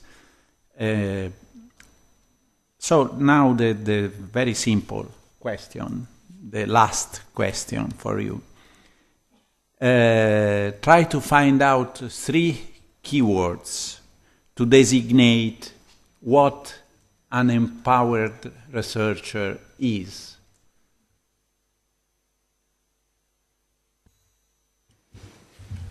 That's indeed, it's not such a simple question, yes, because you have many responses, but it's a very important question. And if I look back at the discussion that we had yesterday along the different presentations, I think that one keyword that comes up to my mind would be opportunity. The researchers, empowered researchers, should use all the opportunities which exist and which are provided not only at national level but also at EU level, and also the opportunities which are offered to them in terms of developing their career in the academia or in the private sector. So there are many opportunities which exist, and this should be used by the researchers as an empowered researcher. Another one is also, and this is also coming back to the discussions of yesterday, and also something which I retained also from the presentation made by Professor Berlinguer, is responsibility. Actually, there is responsibility at all, and we had also these comments from researchers.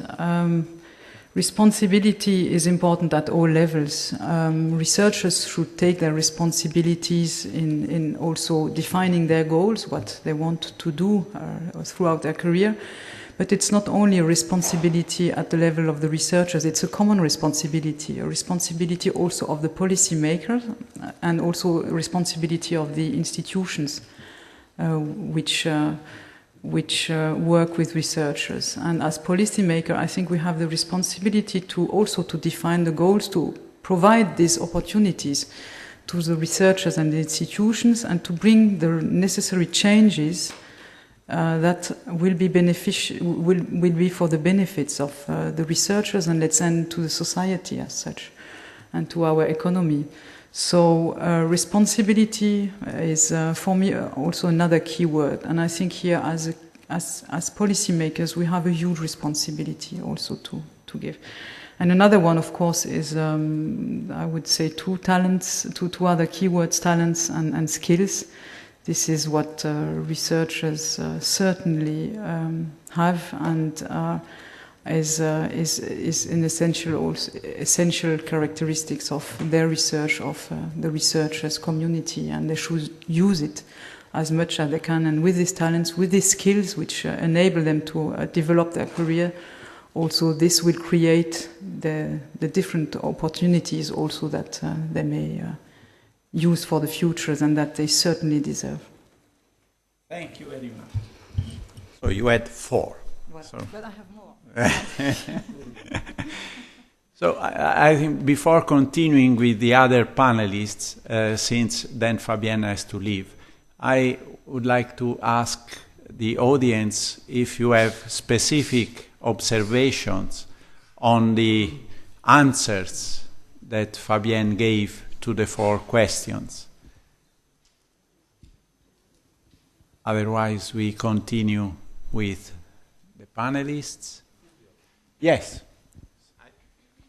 I have a general comment about not specifically what you said, but in the presentation that we had, we were talking mainly about industry, European industrial doctrine and so on, and we were concentrating on the private sector as the main counterpart. Shouldn't be that enlarged in the sense non-academic sectors, because there are more space there to insert innovators in the public administration, for example, or in other areas where, as we have heard from one of the winners of the Marie Curie action yesterday, communication, for example, is an extremely important stuff. We don't have often, at least in Italy, a communication and a public outreach which is done at a professional level. So I would suggest not to keep on industrial, but to keep on non-academic sector.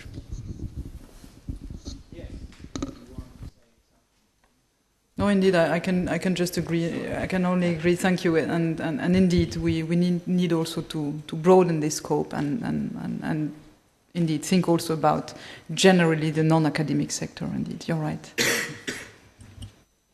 Yes, I agree. We only have to find a better definition, because a negative definition is not, you see, even from the communication point of view, is not pleasant to be defined as non-something. So I agree that outside the academia there is not only the industry. I always thought that the public sector, the public administration should be a favorite domain to insert people with the researcher mindset, with the researcher mentality. But we have to find a more general definition. So yes, okay. Let's see if something comes out from the panel discussion. Very good. So I think I can now continue. I don't need to repeat the questions. So, but we please. No. We go now one by one, and I start with Luigi Berlinguer. So what do you think about the 4 profiles framework for research careers? It is helpful, it should be implemented, it should be generalized. It is contributing to the, essentially, to the, it is a step towards the building of the European research area.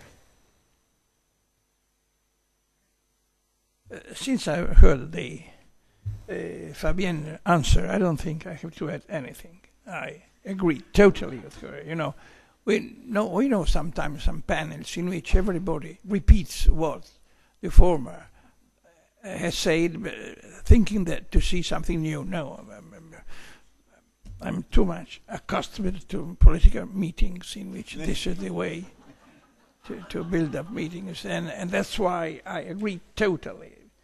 What should I stress? That we must move towards a solution that could afford to give common basis, because these are the real basis of mobility.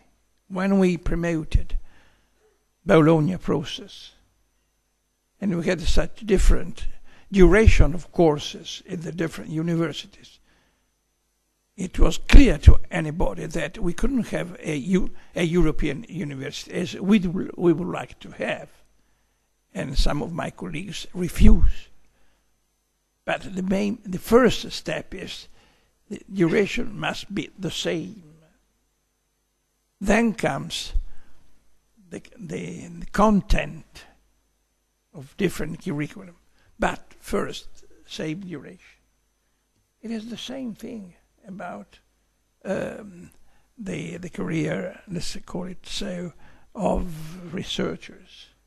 And I think that we must have a European fund of researchers, common European researchers establishment. And this is the necessity to receive. Thank you, Luigi. And Andrea, what do you think? I would like to focus on the first stages of the four-step career, in particularly the second one, the recognized researcher, because we know that mobility is easier in the early stage, in the early life of researchers. Mobility is much more difficult when you settle down with the family, with the children, with the schools. At that point, mobility is a matter of strategy of the university. We know that top universities in Europe have their presidents going around the world to do scouting of mobile excellence professors, but they have then to organize the package, which means sometimes a job for the spouse or school for the children or whatever.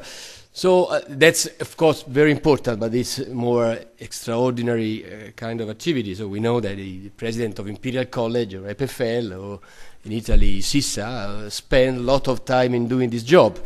But the question is, I think, is more about mobility of junior researchers. And here I see still obstacles in the real European mobility of researchers. And the question is that the condition for the European open recruitment is that the recruitment is really open, at least at national level. Otherwise, there is a contradiction here. We praise for European mobility, but we don't have mobility even nationally. And then what are two conditions to be met, in my view? One is more transparency and communication. Job vacancies at the professor level are typically more advertised or follow a national procedure in which there is, of course, by nature, a lot of information going around, while very often positions for researchers are, I wouldn't say hidden, but are less advertised, are managed by universities themselves, often in national language, and are not really open. So one point to me is more information, transparency about these positions. If I could, I would publish a ranking of universities in Europe in terms of the proportion of job vacancies they advertise internationally. Okay? And I don't expect all of them advertise 100%, because in many cases you really want a national, you want a researcher living in your city, but then you can justify this choice. Otherwise, it's a limit to our mobility. And second, very often there is the problem of job description. It's of course completely reasonable that if you have a research project and you want a postdoc, then you have a job description in which you look for a specific research skill, and you design a profile which is consistent with the research project, because you have the money, you have to complete. But very often job profiles are used to select researchers that in theory should be much more open positions to fulfill. And then you write in your competition that you don't want the researcher in let's say modern philosophy, but in the history of Mariology in the 18th century. And of course, this is close to identifying a small number of persons, or sometimes just one. So that's an obstacle. So my point is, in that four-step structure, which I like, I think if we go for mobility, we should have more attention on let's say on the early stages, and at the same time value international experiences later on in career. That's another point I would like to stress. In many European countries, Italy is among them, we now have a two-level recruitment process. One is habilitation, and the other is decentralized recruitment by universities. And then universities may have their own criteria for recruiting people, which is good. It's autonomy. It's the responsibility of universities. But then, when you define the criteria, it's somewhat a paradox that in some cases you value local experience more than international experience. That's really foolish. I mean, we should make clear that international experience is added value. We know that mobile researchers are more productive, are more cited. And if we want to do this has to be preserved in their career. The goal should be that when a junior researcher goes abroad to enrich her experience, then the prospects for career when probably he or she can come back to their home country are not damaged, are higher, not lower. In some cases, they indeed are still lower. That's, I think, it's a major limitation for the Europeanization of researcher mobility. Thanks, Andrea. Well, about the advertisement of the jobs, at least in this case, we have an Italian good practice to recall that in the law 240 of 2010, it has become mandatory for the universities and public research centers to advertise nationally and internationally in the EURACCESS portal every research job position. I don't know if all the universities comply with the law, but at least there is a law. Before moving to the next question, I would like to see in the audience if there are different positions, for instance, about the 4 profiles framework. Yes, somebody who dislikes the yes, please. Yeah, as much as I agree with you, Sebastian Huber from Science Europe, as much as I agree with you of the importance of having positions advertised in EURACCESS, I wouldn't want to give the impression that that's sufficient in terms of open recruitment, because that would it's a pity Fabienne has left. It always is. But, I don't think that EURACCESS would be a sufficient indicator of the openness, to measure the openness of positions. I mean, there's an entire process in the way you recruit people in terms of respecting a whole set of rules, namely, including gender and all this good practice that are associated, that is not reflected in the current state of EURACCESS. So I don't, there are many solutions that are possible. One would be to have also on EURACCESS a repository of the different procedures. Of course, there's also the Charter and Code there, yes, but EURACCESS in itself is not sufficient to guarantee a proper process. That's all I wanted to add. Yes, actually, the discussion on the open, transparent, and merit-based recruitment is not exactly fitting into this aspect. But you are right that there are interlinks, interconnections. I agree that publishing the jobs on EURACCESS is not per se an indication of open recruitment, because then there is all the procedure. But what I think is that the 4 profiles framework, since it contains also the description of the competencies, required competencies and desired competencies, and if you put all together, I think that the framework, the 4 profiles framework, could also contribute to the openness, to the transparency, and to the merit-based recruitment. So I think that is an instrument that we should exploit better than we did until now. Again, is a thing where everybody agrees. But then if you want to enumerate the research performing organizations in Europe who really adopted the 4 profiles framework, I was not able to count. I was asked from a colleague from Luxembourg. She asked me, do you know one organization that has already implemented the 4 profiles framework? Because we would like to receive advice from them, because we are keen to adopt.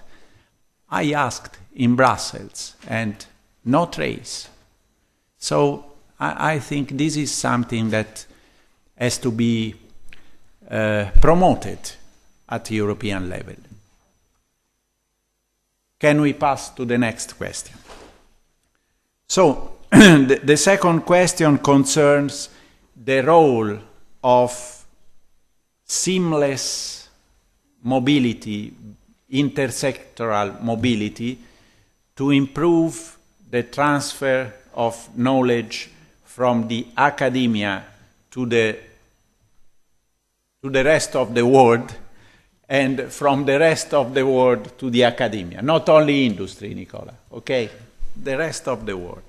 So, do you think that this can be really a catalyst to improve the performance of both systems, the academic and the rest of the world? Please, Luigi. Thank you.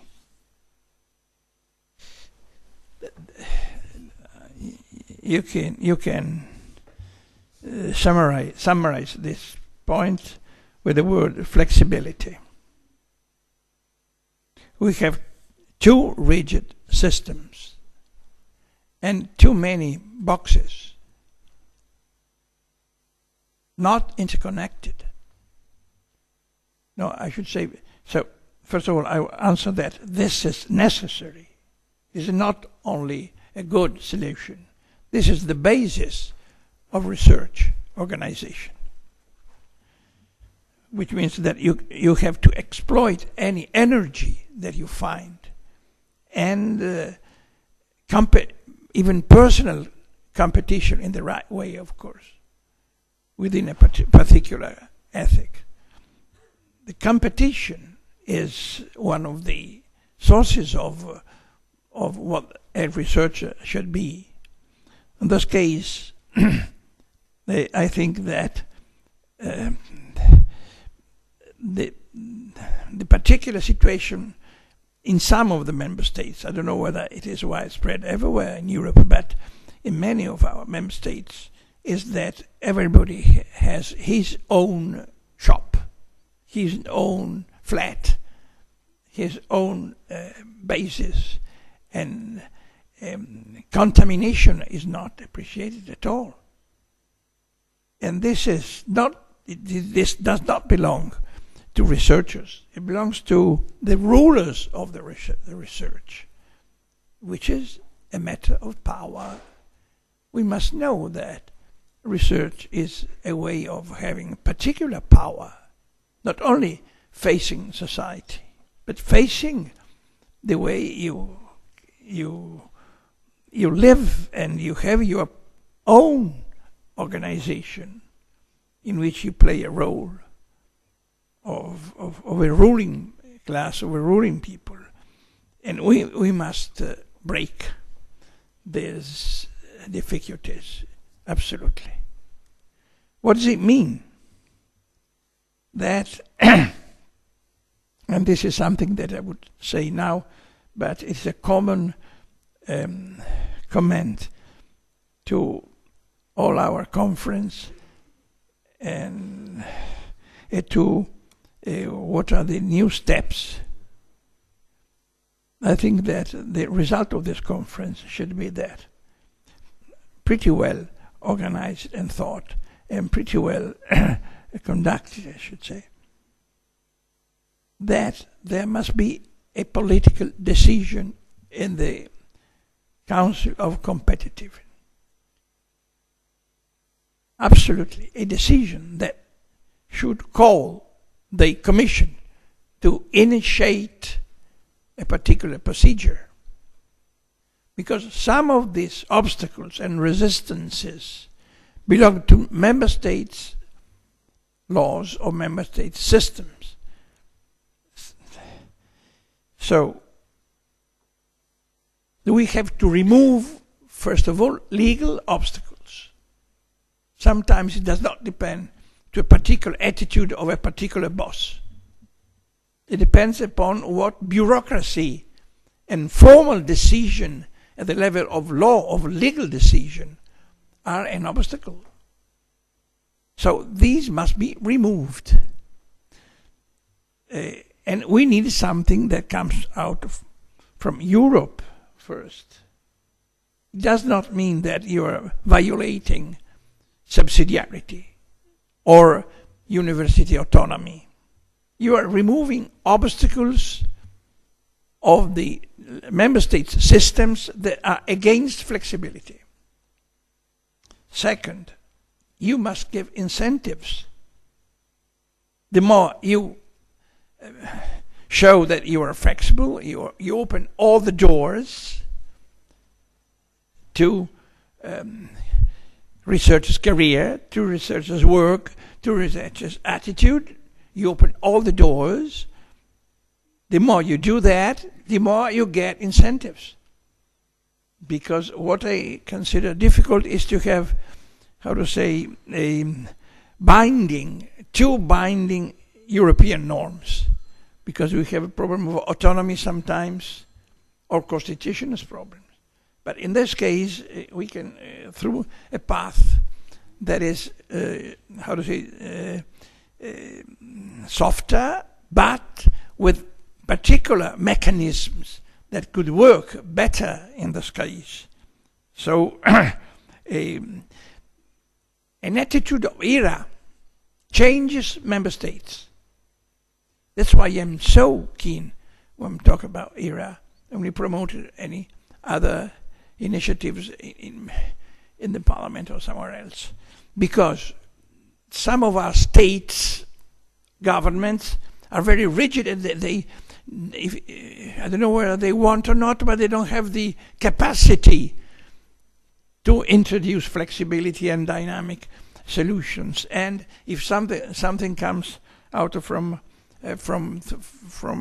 soft laws or other ways of getting through legal attitudes and decision in the field of Europe, this is very important.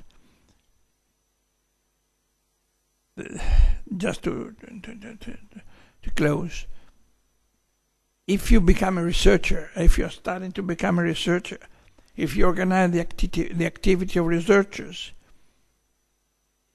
no matter if you do it in a company or in an office or for Italian bureaucracy, researchers could do a lot of things because they help to think, researchers, and the best way where they don't think very much is bureaucracy.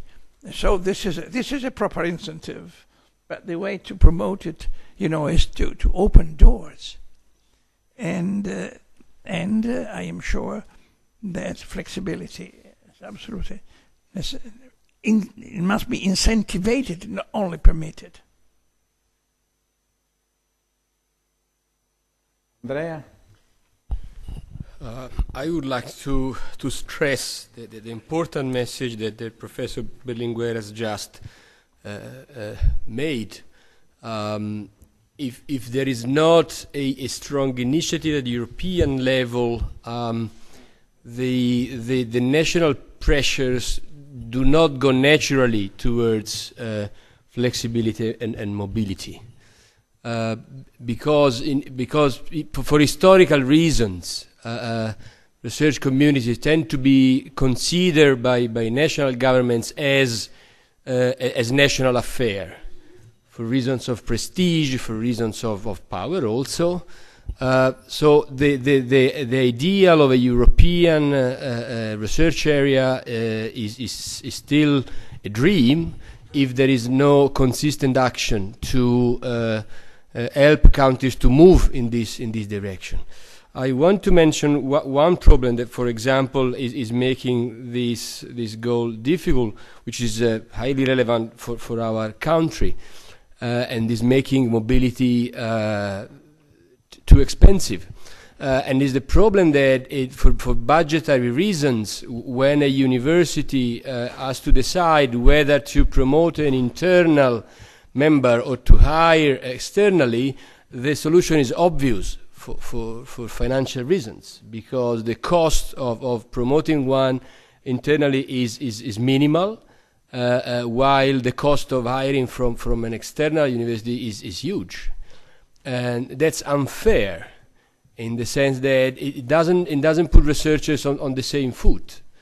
I think that a good principle should be a principle of neutrality, or budget neutrality. There must be some solution in such a way that it's, or partial, if you want, budget neutrality, in such a way that mobility is really possible and realistic, and it doesn't go directly against the economic and financial considerations of universities.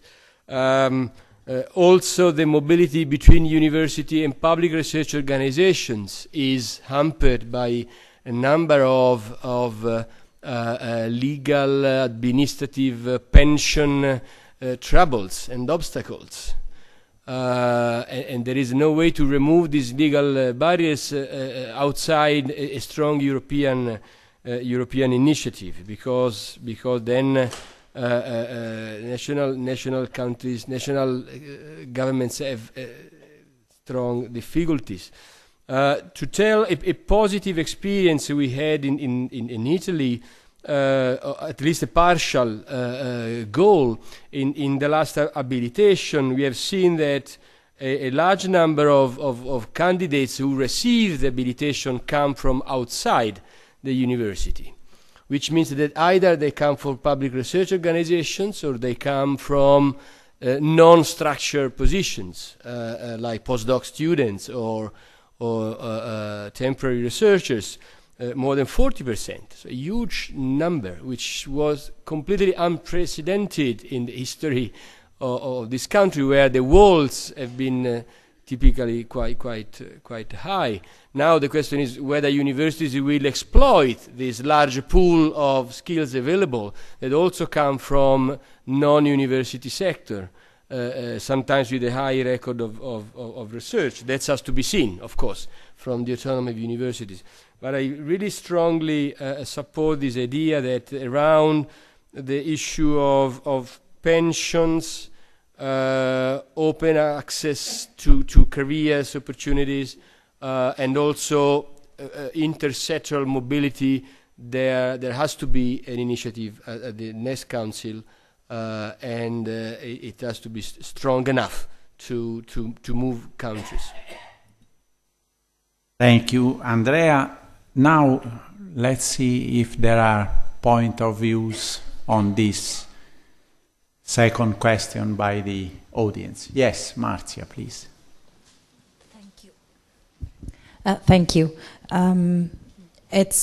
First of all, I would like to also fully support the message that to reinforce a European political process, you need to have strong political players at the European level and not base everything on a, let's say, bottom-up approach from national priorities, because this might jeopardize the final result. In addition to that, I wanted to ask if, as it happened for the education part,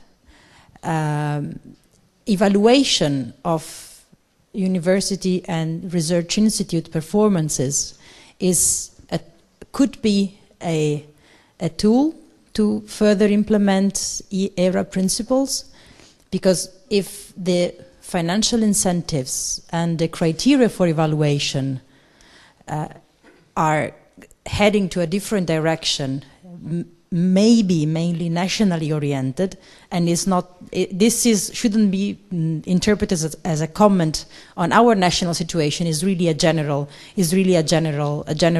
question. If this shouldn't be encouraged as well, as it happened with the European standards and guidelines for the higher education part. And yeah, that would be the question. Thanks. Well, I think that you hit the target in the sense that I think several people in the audience have the experience of the resistance, strong resistance of several member states against legislation on ERA. This was raised by the Commission, was raised by the Commissioner, the previous Commissioner, and she always had an opposition by several member states on legislation. But what you said in the second question, I think can be the solution. If at European level, not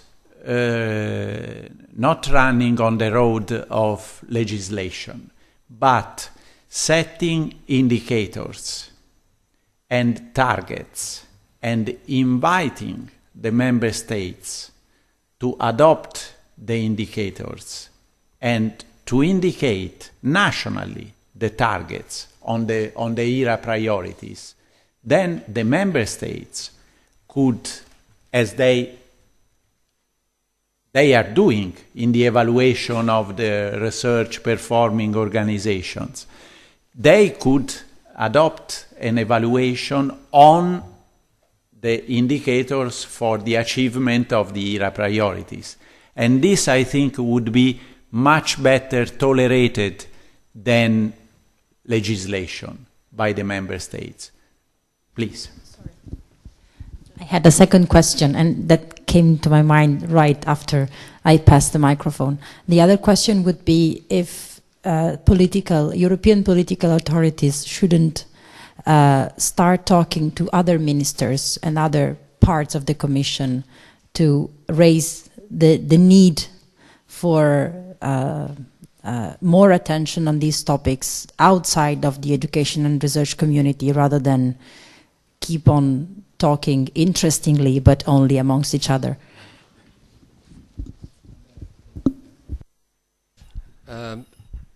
Yes, I will report briefly from from my current experience at RISE. RISE is the expert group that the DG Research has created by merging three different expert groups. One was academic and economist mostly, the other was from stakeholders, and the other was on foresight. One of the first things we have been doing is to talk with DG Ecofin. And also because of the document that the previous commissioner, as you know, Mrs. Geoghegan Quinn, has written together with the commissioner for economy. Well, one of the reasons which is very interesting to know is the following: that the European Commission reasons in macroeconomic terms about the scenarios and the future by using, as many governments and central banks, econometric models. Okay, so to do projections for the future and to anticipate the impact of different policy measures. Well, in these macroeconomic models, the role of research and also of higher education is, let's say, wrongly modeled, right? For technical reasons I don't want to discuss now. And one of the implications is when you want to estimate the impact on growth of expenditure in research and development, you typically end up with a very, very low number. And this low number is what people in the Commission economy, powerful directorates, take into account in their reasoning, right? So one of the activities we started was to discuss with them, discuss with people from central banks, to try to see whether there might be an improvement, to show what we know from other fields of academic research, that instead all studies about micro level impact of research and the rate of return of research, even in purely economic terms. Forgetting, of course, that research is not only economic impact, has a huge human, social, and cultural value, but also in economic terms, deliver high rates of return. So there is a contradiction. You know that research is producing growth, but when you model this at the global economic modeling, you fail to do this. And this is an area where some dialogue has started. And interestingly, if you have these people to buy this argument, it becomes very powerful, because it places people from research not in the uncomfortable position that each time you talk about research or higher education, you have to demonstrate, you have to justify, because then people from that side and also policymakers tell you, well, you want more money, but why the hell? You want that. That's, I think, one of the future directions of work. Very difficult, but very promising.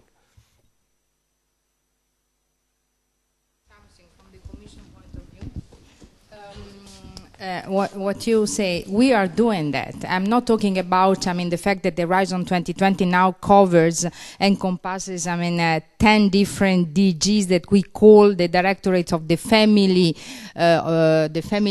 research and innovation DGs, but we are also involving all the policy directorate generals of the Commission in the information, the process of the work program, in defining and designing, for instance, the topics in the societal challenges. So not only the advisory group, not only the program committees, but also the other directorate general, Sanco, for instance, for the consumers. We are playing a big role in in the societal challenges related to food, healthy aging, and so on. So there are many interactions in order to take on board all the possible needs and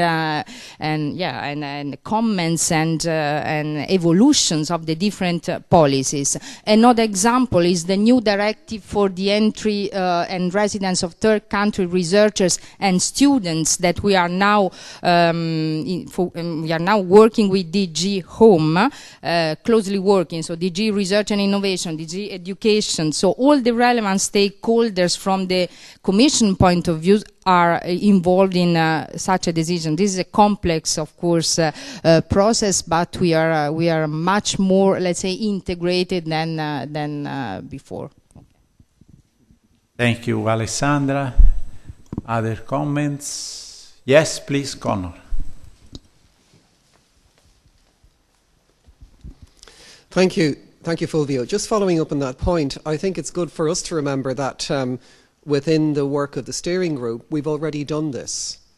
We already worked with DG Home to bring in the third country directive in 2003.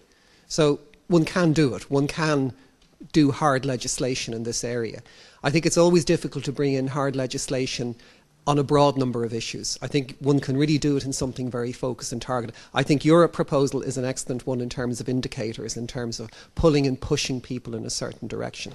There's also the fact, I think, too, that the new Commission structures of vice presidents and commissioners can have two outcomes. One, an increased bureaucracy, but on the positive side, it should bring things together. It should bring about these forms of synergy, which I, as an optimist, would like to think it will go in that particular direction. Thanks, Connor. Other observations? Input? No other input? We can move to the... Sorry. Yes. A very practical question.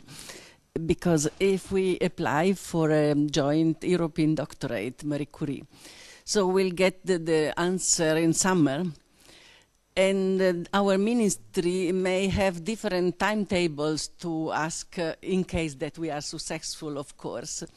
Our ministry may have different timetable. How can we link this timing of the answer and then the bureaucratic presentation of a doctoral school to the ministry? So do you facilitate that in case that there are problems? Well, I think the key word in this case is the keyword flexibility. we are not, I think, an extremely good example of flexibility. In part, the Commission as well sometimes has some rigidity.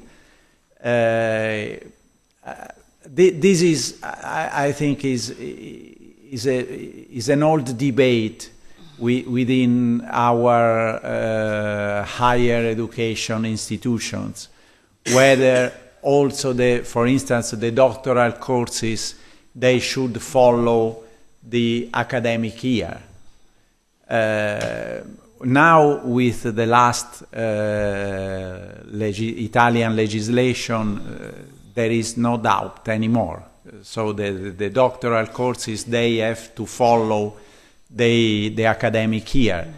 Before, there was a bit more flexibility, which is worrying in a way, because instead of evolving towards flexibility, we are evolving towards rigidity. But, you know, Vico teaches that there are courses and recourses in the history. Yes, but maybe you can take note and suggest to the ministry a little bit more flexibility in case. No. On this you can be sure. Thank you. The problem is to be successful. Try something. I then, since time is running, I would like to move to the next question, which is a very important question. Because sometimes there is a schizophrenic attitude. Because on one side, there are complaints about the fact that, for instance, the participation to the European research framework programs, 5th, 6th, 7th, and now Horizon, is very unbalanced across Europe, with a few countries receiving almost all the research budget, and a number of countries receiving almost none. This on one side. And on the other side, instruments like the famous spreading excellence and widening participation, they are receiving marginal amounts of budget. I would also quote the example of the Marie Sklodowska-Curie action, because this is one of the few research funding instruments at the European level where the participation is more balanced. Because since it acts mainly at the early stages of the researcher, then the situation is much less unbalanced. And you have quite a wide platform of people of different nationalities applying. But then there is again schizophreny, because in the funding of Horizon 2020, the ERC, which is investing on already existing excellence, received a budget which is much higher than Marie Curie. So even relatively, the relative increase, both increased in Horizon with respect to the 7th, but the ERC increased much more than Marie Curie, which is in contradiction with the idea of widening participation and spreading excellence. So now the question is, how can we efficiently act on really widening participation and spreading excellence? We as a country in Italy, we have an experience of this, because there are areas of our country where we should strive for widening participation. So how do you think that we can solve this problem, because otherwise you have, instead of having brain circulation, which is good, the famous mobility we are always talking about, you have mobility, yes, but only in one direction mobility. So I know from my experience that the new member countries are very worried. They are worried at the point that they don't want to hear about mobility, because for them mobility means losing their best talents.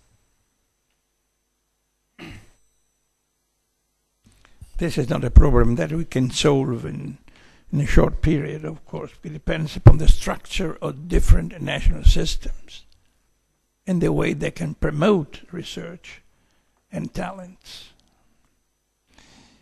And I am very, keen about mobility, because it creates new energy. But I am sure, because I was born in the south of Italy, and I know what happens if you have an unbalanced situation even within a member state. And the direction is always only one. In this case, it is a drain. But it does not depend about mobility. This is only the external phenomena. So, if we should work improving mobility, flexibility, removing obstacles, we must have, at a European level and even within member states sometimes, we must have a correction, which is not rigidity. Because if your brains are too few and not supported in a particular underdeveloped situation, rigidity does not promote more intellectual performances. On the contrary. So it means that there must be a policy in Europe, and even a policy in some member states, to promote development, intellectual research development, in many ways. And even mobility, on the contrary, in the adverse direction, incentivizing researchers to come to some countries or to some areas or to some geographic areas within the countries, not only financially, but also encouraging experiments that you can find everywhere, new experiments in the field of research, which are not supported, and not only financially, of course. This is, if we want Europe to grow, we must have two things: more integration, more unity, much more, and gradually overpassing states, bureaucracies of states inside, and regions, for instance, districts could be another level of public power and so forth, and identities. But at the same time, we have to promote something newer, more modern structural funds, but not in the way the structural funds were conceived as a form of assistance, because this has been terrific even in my country, in the south, if you only promote assistance, which means that you think that they are ill and you need assistance. They are not well developed and you need so they need assistance. This is just the contrary. You must promote intelligence, and I'm sure that in any country you have resources. You must try to find the way to promote them and to make them attractive. And not only because in Italy we have sun sometimes, or landscapes or things like that, because this is very trivial. Well, I don't refute them, but it is very trivial, as you know. Must be attractive as scientists have science centers and so forth. And this is possible.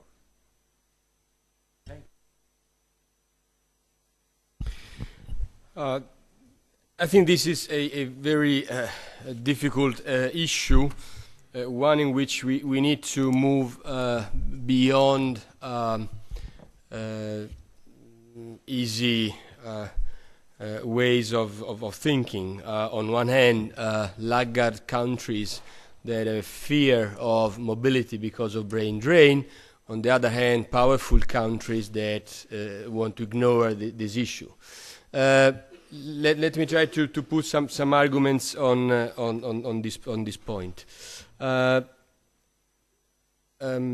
one hand, laggard countries should understand that good researchers would migrate anyway, because good researchers are not attracted by mainly by economic considerations, are more attracted by the quality of the research environment. So for laggard countries or regions, like the case of Italy, a policy of closing researchers within national boundaries is probably in the short term politically feasible, because then you can argue you defend your own researchers, but in the long term is a failure.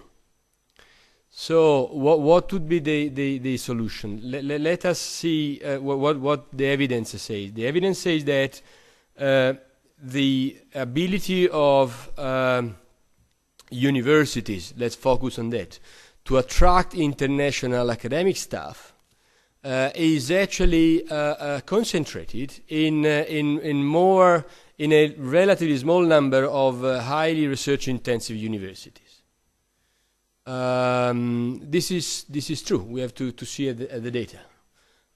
We have done a paper. It's just forthcoming in Research Policy. I think it's already available on the website, where we study 600 universities in Europe in 8 countries, including the large one, Germany, Spain, Italy, UK. And we look at what determines the share of academic staff which is from abroad. Right? And what is striking is that more than half, 56% of the variability in this internationalization level comes not from the university itself, but from country-level factors. The GDP, the research expenditure, the GDP per capita, the language, the attractiveness of the country. So in a sense, for more than half of mobility, you as an individual university basically can do nothing, because people don't come to you not because you're not good, but because your country overall has problems. Okay? Now, this means that it doesn't make sense to say mobility is good for everybody, or is good at the same level.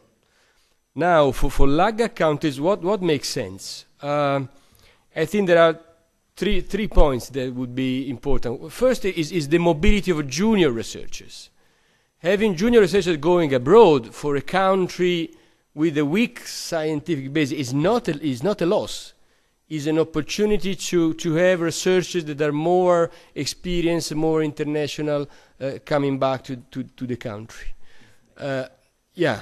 Second, linking with expatriates, managing in a systematic way the way in which you talk with your national people going abroad, and establishing linkages, keeping the importance of your home country high, which is something that researchers feel, because they typically have also love for their country, mainly because they've been studying at school in the home country, and they know that most of their intellectual skills have been nurtured when they were children, and they have love for their own country.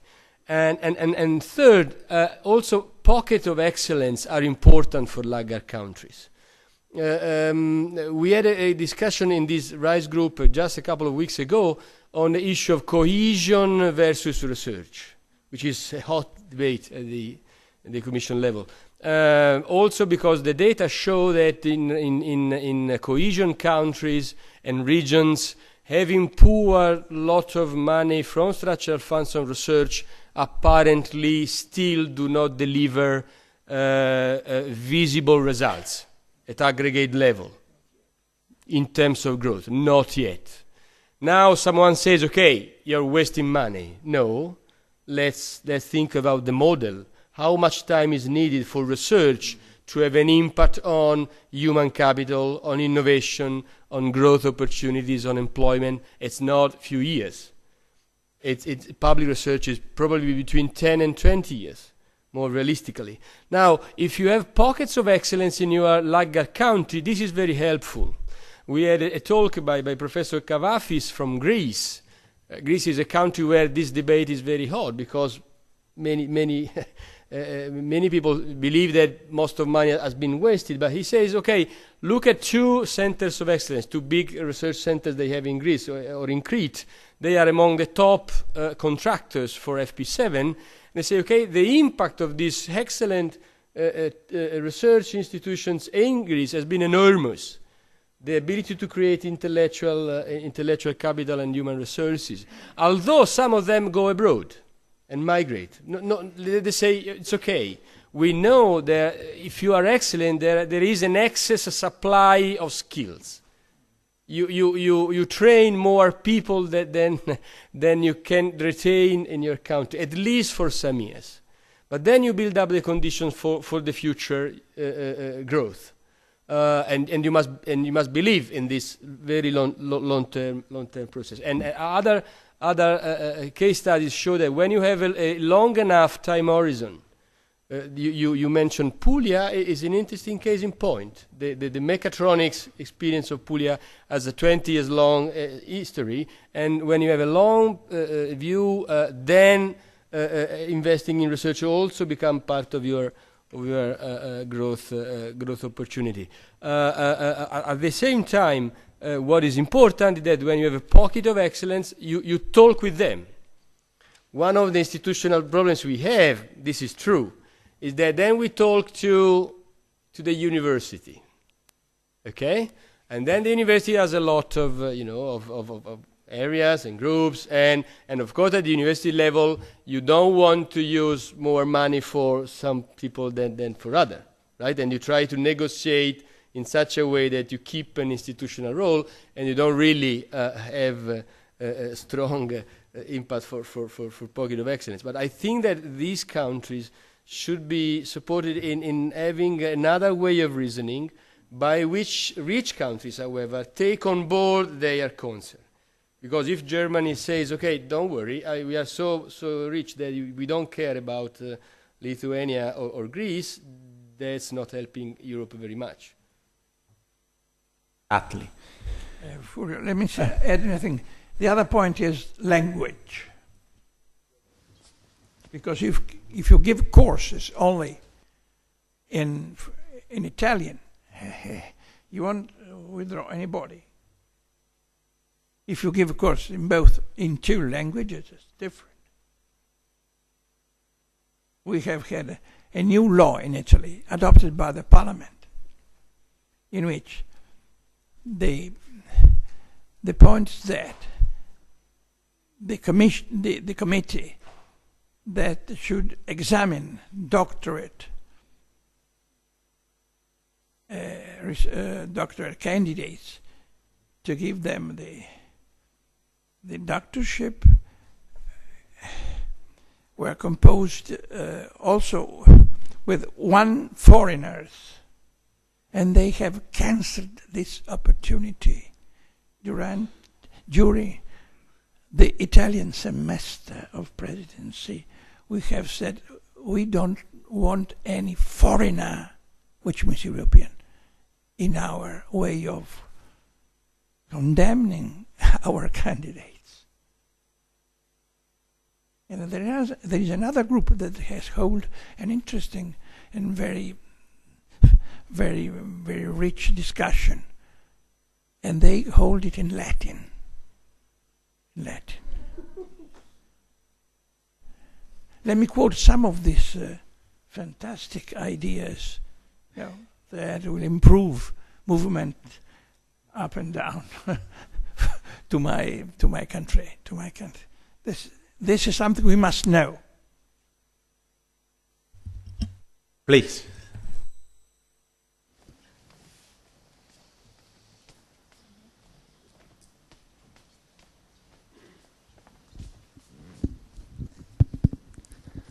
Hi, good afternoon. My name is Lorenzo Melchor. I am a researcher, a postdoctoral researcher at the Institute of Cancer Research. I'm Spanish, and I have been a Marie Curie Fellow from 2009 to 2011. I wanted to give a little bit of my opinion in this regard as a Spanish researcher, and to say that, well, mobility is good. I kind of agree with it, and I have enjoyed going abroad and growing as a researcher in different environments. But the main issue is not about going out of a country, but it's coming back. It's the possibility of Spain or any other southern country in Europe to attract talent. Because researchers usually move following three criteria. One is they go to countries that have stable funding for research and development. Second, they usually go to countries with a system that is quite dynamic and open and transparent in its way of promoting also young researchers in their scientific career. And the third is talent calls talent, and talent is attracted by talent. So as I agree with Andrea, who said about pocket of excellences are key to attract talent. It's also key staying in contact with researchers who have gone abroad. And I happen to be also the founder of the Society of Spanish Researchers in the United Kingdom, a society that is 3 years old now, but it has been an example for other Spanish researchers working in other countries that now have established also their own societies in order to give scientists some training, also in order to assist in making better science policy events. And but one of the key things that I would like to suggest here or put forward is that one thing that is lacking in Spain or in Italy is actually giving job opportunities for young team leaders, giving young researchers the opportunity to establish their own lab teams. So probably a new scheme from the ERC or from the ERA in order to give young researchers the opportunity to go back or to be attracted to southern countries could be fundamental to integrate or to equalize the quality level in all countries. Like, we have the ERC starting grants and the consolidator grants, but all of them are at all European level. Probably a way forward would be proposing or suggesting a program for young researchers to go to Spain, Italy, to some pocket of excellence there and increase the quality and actually have the opportunity to go back and establish their own team. And it doesn't need to be restricted to nationality, which could be, I mean, for me, it would be quite great to have British people or German people going and establishing their own team in a Spanish research center. So that's my opinion, and I hope it gives some discussion. Thank you. Well, thank you for your opinion. I completely agree with you, and especially with your last suggestion. I agree at the point that we have now in Italy just starting a scheme exactly on the lines that you described. of course, is not limited to Italians, but is for young independent researchers, because I jump now to the fourth question. For me, one of the keywords defining an empowered researcher is independence. I was quite happy yesterday when our Norwegian colleague said that one point of weakness in the applications of Norwegian candidates, young scientists, was limited independence. I was very happy because I thought that was a problem for Italy. But knowing that from the North Pole to Lampedusa, we share the same problem was reconforting. So independence, I think, is a crucial keyword, and we need this kind of schemes, again, motivated with the good examples in Europe. You mentioned the starting grant, the consolidator grant. We could add the Marie Curie. These are all schemes which privilege independence. And very frequently our compatriots do not succeed when they apply to these schemes, because from their CV what emerges is a lack of independence. So this is, I think, is the road to go. There was here, and then.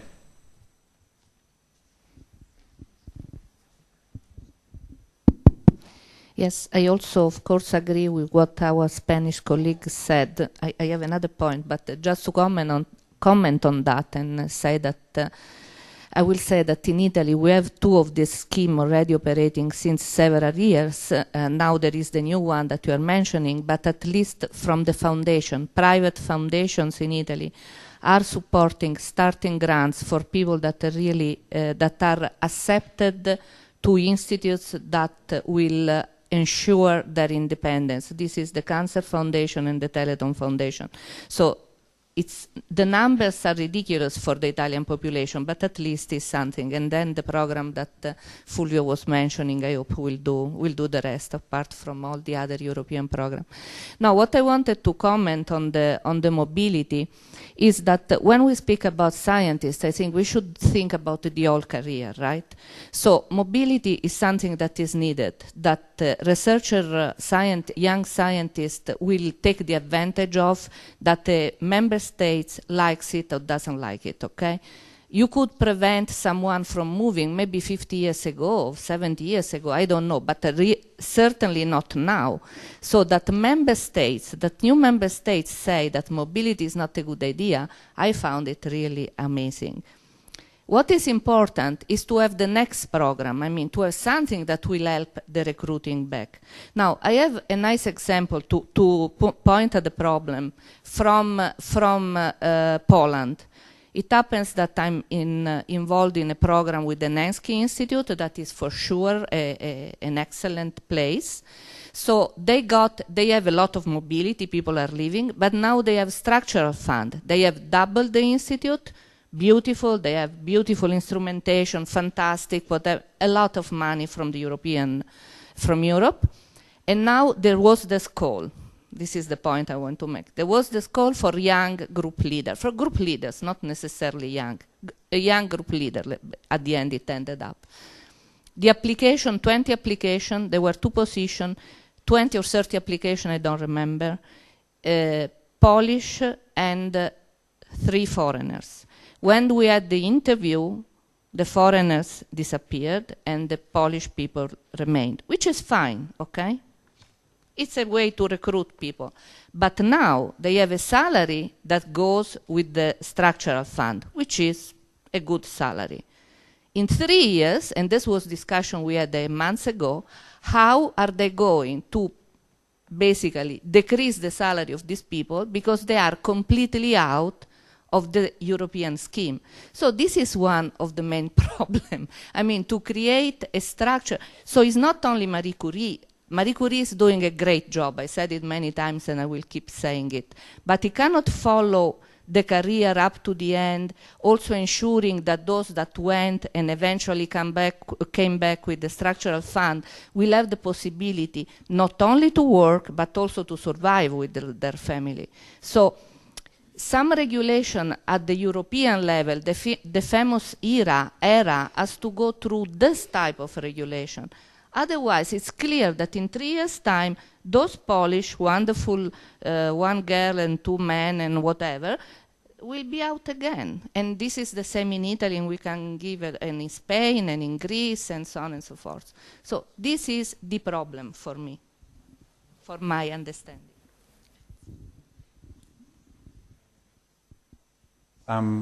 Reaction?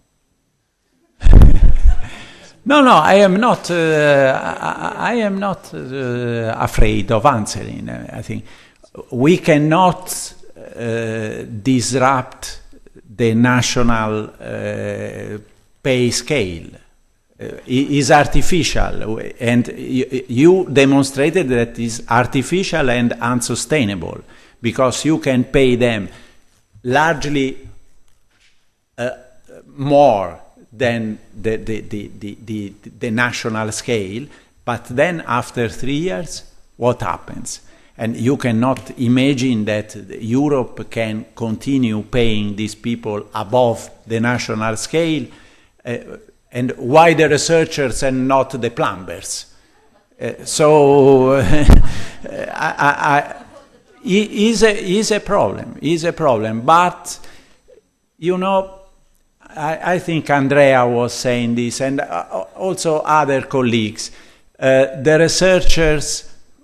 researchers, usually the salary, provided that you can survive with your family, but is not the first element. Once you have good facilities for performing research, you have a stimulating working environment, I think, of course, your salary should allow you to live comfortably. No, now I have there.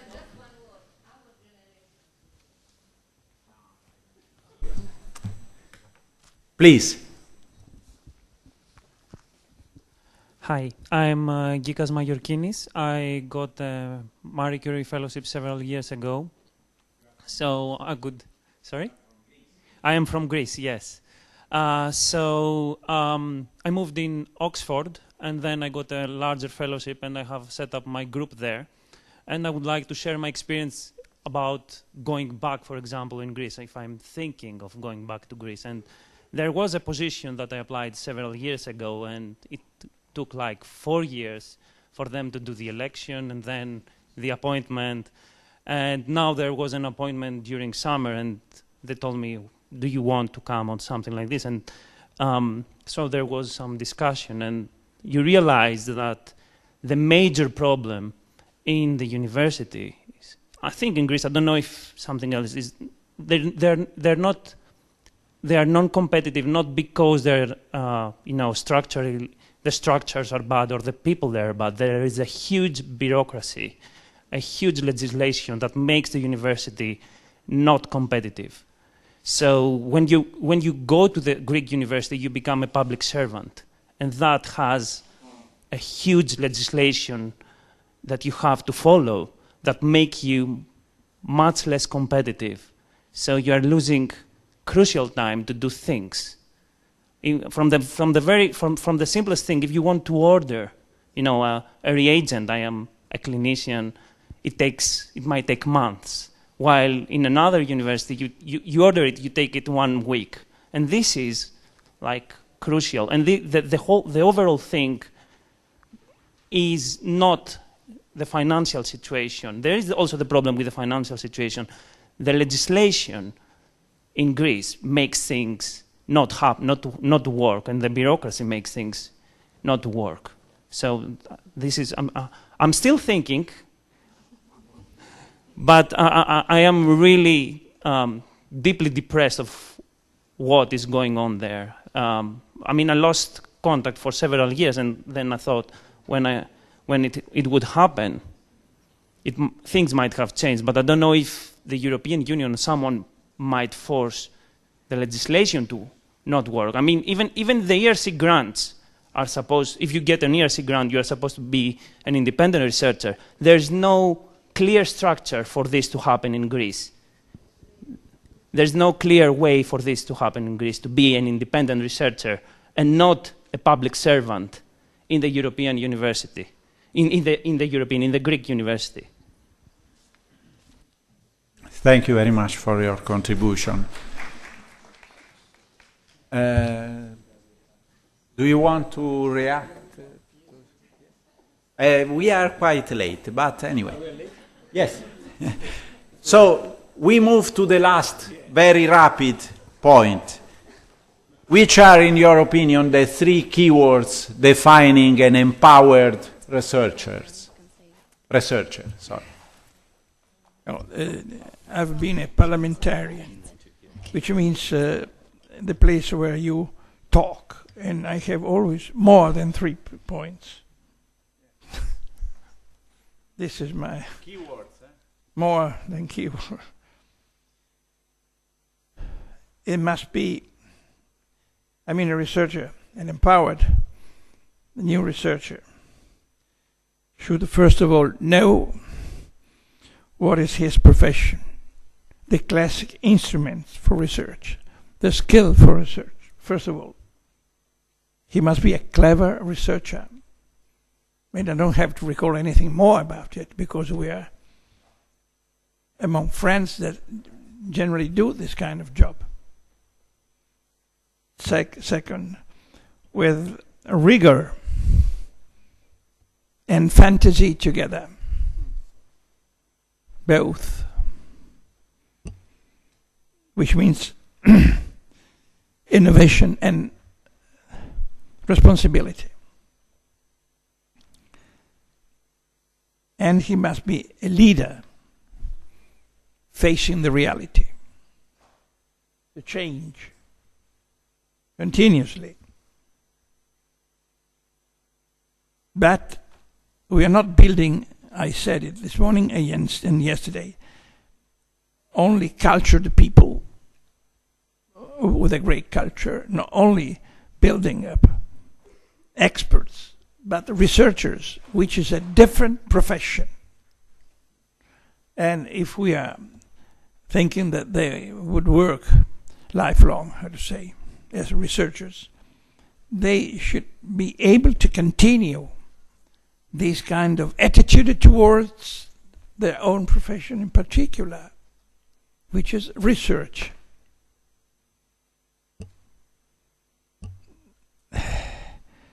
And fantasy.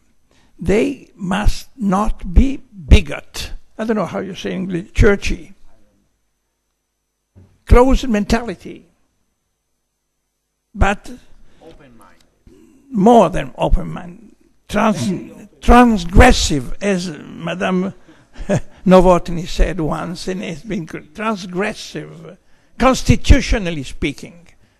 Somebody that wants to not to be involved in rigidity and in too many rules, except conduct and ethic, of course. This is the way.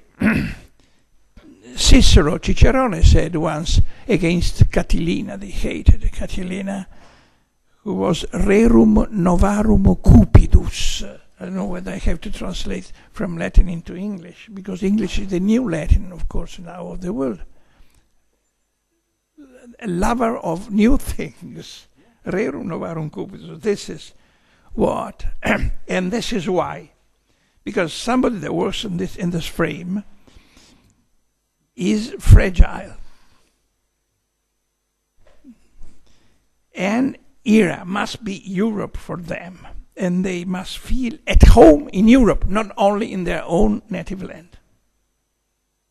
And this is why era is necessary for research now, absolutely. Thank you. Andrea? Well, of course, I'm You are not a parliamentarian. No. Well, I'm embarrassed to talk after Professor Berlinguer and his marvelous picture. Let me focus on 3 words. One is freedom, freedom to choose the research they want, but also freedom to choose where to do research, or at least have the opportunity to choose where to do research with more transparency, openness of opportunities. I firmly believe that with freedom, researchers are able to self-determine the directions of research in a way which is socially good, which leads to also to social impact. The second word I would like to use is leadership. Leadership requires that you go beyond the self-interest and you become, if you want, altruistic towards other people. Creating a research team means having an intellectual influence that is in the benefit of those that follow the leader. So scientific leadership is a fascinating field for empirical research. Who are the scientific leaders? And the dimension of let's say, altruism is part of scientific leadership. And then responsiveness, which is the ability of self-determining the direction of research, having the sensibility to understand the impact of research without being forced by short-term considerations or media pressure or this kind of, but having the self-nurtured capability to understand that researchers may serve society in very important ways. So freedom with responsiveness, I think, is the right mix under a strong leadership. If we are contributing to this at the European level, I think this is a really important goal. Yes, I already gave one, independence, and I insist on this. And I add, it's difficult because now I have listed a lot of words, so, but there is one was not mentioned, passion. So I would add to your list independence and passion. These are my contributions to the identity of an empowered researcher, possibly a winner of a Marie Curie Fellowship. Alessandra, I think we should conclude with your closing. We too. I think according to the program, we have to, yes, I don't, Sara Ferrari is there? No. So will be la coppia più bella del mondo, once. Yeah. Thank you very much, Fulvio, for this, for inviting me. You are right. I mean, it was the choreography provided for. So, but before I start with my closing remarks, I would like to just to tell you, because there has been a question related to the kicks this morning, so that on the 9th of December, the 2 new kicks will be announced, are expected to be announced, and they are in the fields of raw materials and in a field which concerns everyone, because it is healthy living and active aging. So I guess sooner or later we are in the processing. So now let's move then to the official closing. And of course, it has been a very interesting and rewarding and enriching, of course, event. And during these 2 days, we have looked at several important issues that have a direct impact on the careers of European researchers and beyond. And I would really like to thank all the participants for the excellent work, for their dynamic participation and as well, and for the debates that have been carried out, I mean, during these 2 days. It has been useful to take stock of the human resource base for research in Europe and explore its development through international, interdisciplinary and intersectorial collaboration. These were the key words at the heart of our, let's say, event. Clearly, our future well-being increasingly depends on the individuals behind research and innovation. As I said yesterday, there cannot be advancement in science, in research, or innovation if we do not have motivated and excellent researchers and passionate researchers, doing the research activities. Throughout the conference, we have been informed about many new policy initiatives on research training at European level. We had, had some information, new surveys, working group recommendations, and so on. And it is vital that we all stay up to date with these latest developments. Two key concepts have been repeated throughout the sessions. Firstly, visibility. Marie Skłodowska-Curie actions and the other policy instruments for the European research area must be better known. We know that, we are conscious of that, and we will try to work in this respect. Secondly, there has been some lively debates. There will not always be consensus across Europe, as we know, and so Marie Skłodowska-Curie actions must continue to incentivating the best people and institutions, whatever national systems they work within. So we will continue to do that as well. The Marie Skłodowska-Curie Action contribution to this agenda now and in the future has been promoted and discussed here from a number of perspectives. And our work is to ensure that the program meet these needs and continue to meet these needs, both in the next call for proposal and beyond. As a reminder, there will be calls for all the actions in 2015, and there are calls that are expected to be published and after the summer break from the 2016-2017 from work program. So we are really well advanced in this respect.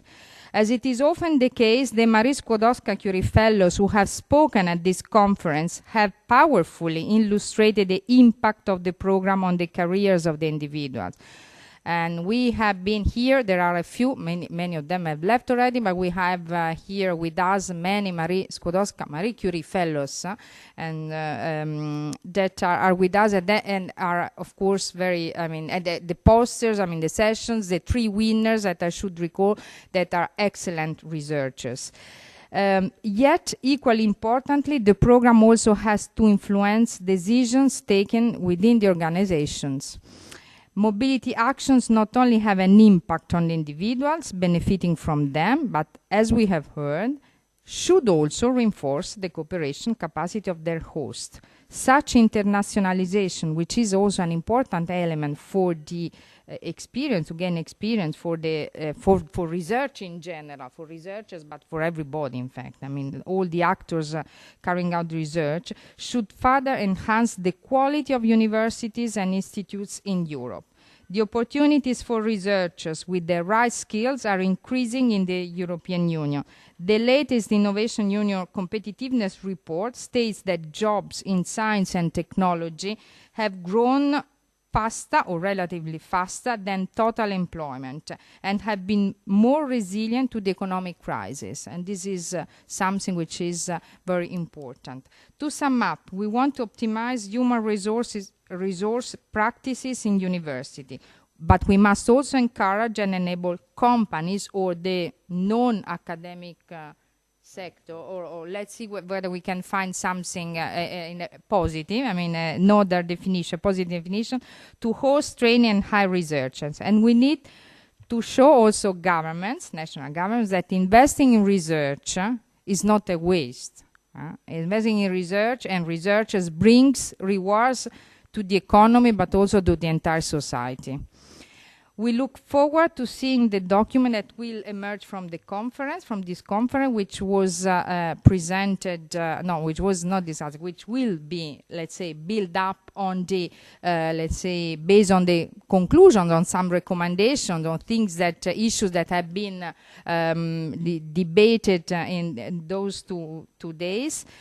And I would also like to take the opportunity to inform you that Marie Skłodowska-Curie Action will be back to Italy very soon, because we will be part of the Expo Milano, and we will be at the European Union Pavilion. And I would also like to call for volunteers. There are some opportunities in our stand for volunteers, and if you are interested, if you want to pass your, let's say, your experience to young children, to students, to the people around, please contact us, myself, Paul, or Aria Marie mainly, who will provide all the necessary information. I think that Aria Marie also had some brochures on this respect.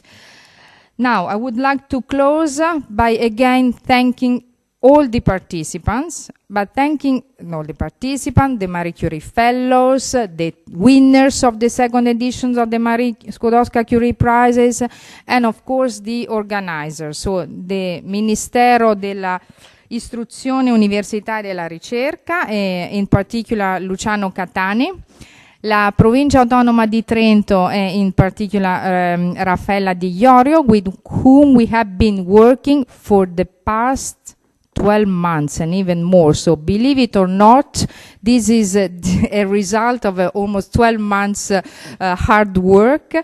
And of course, last but not least, I would like to thank my colleagues, Paul Harris and Aria Marie Batung, with whom, Raffaella and Luciano have been working in the past 12 months to make this conference and event a real success.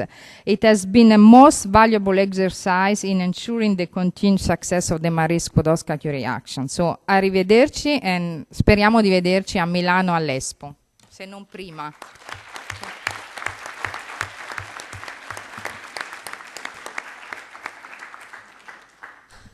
I will only add 5 words. Let's the European research area become the European researchers area. Thank you very much.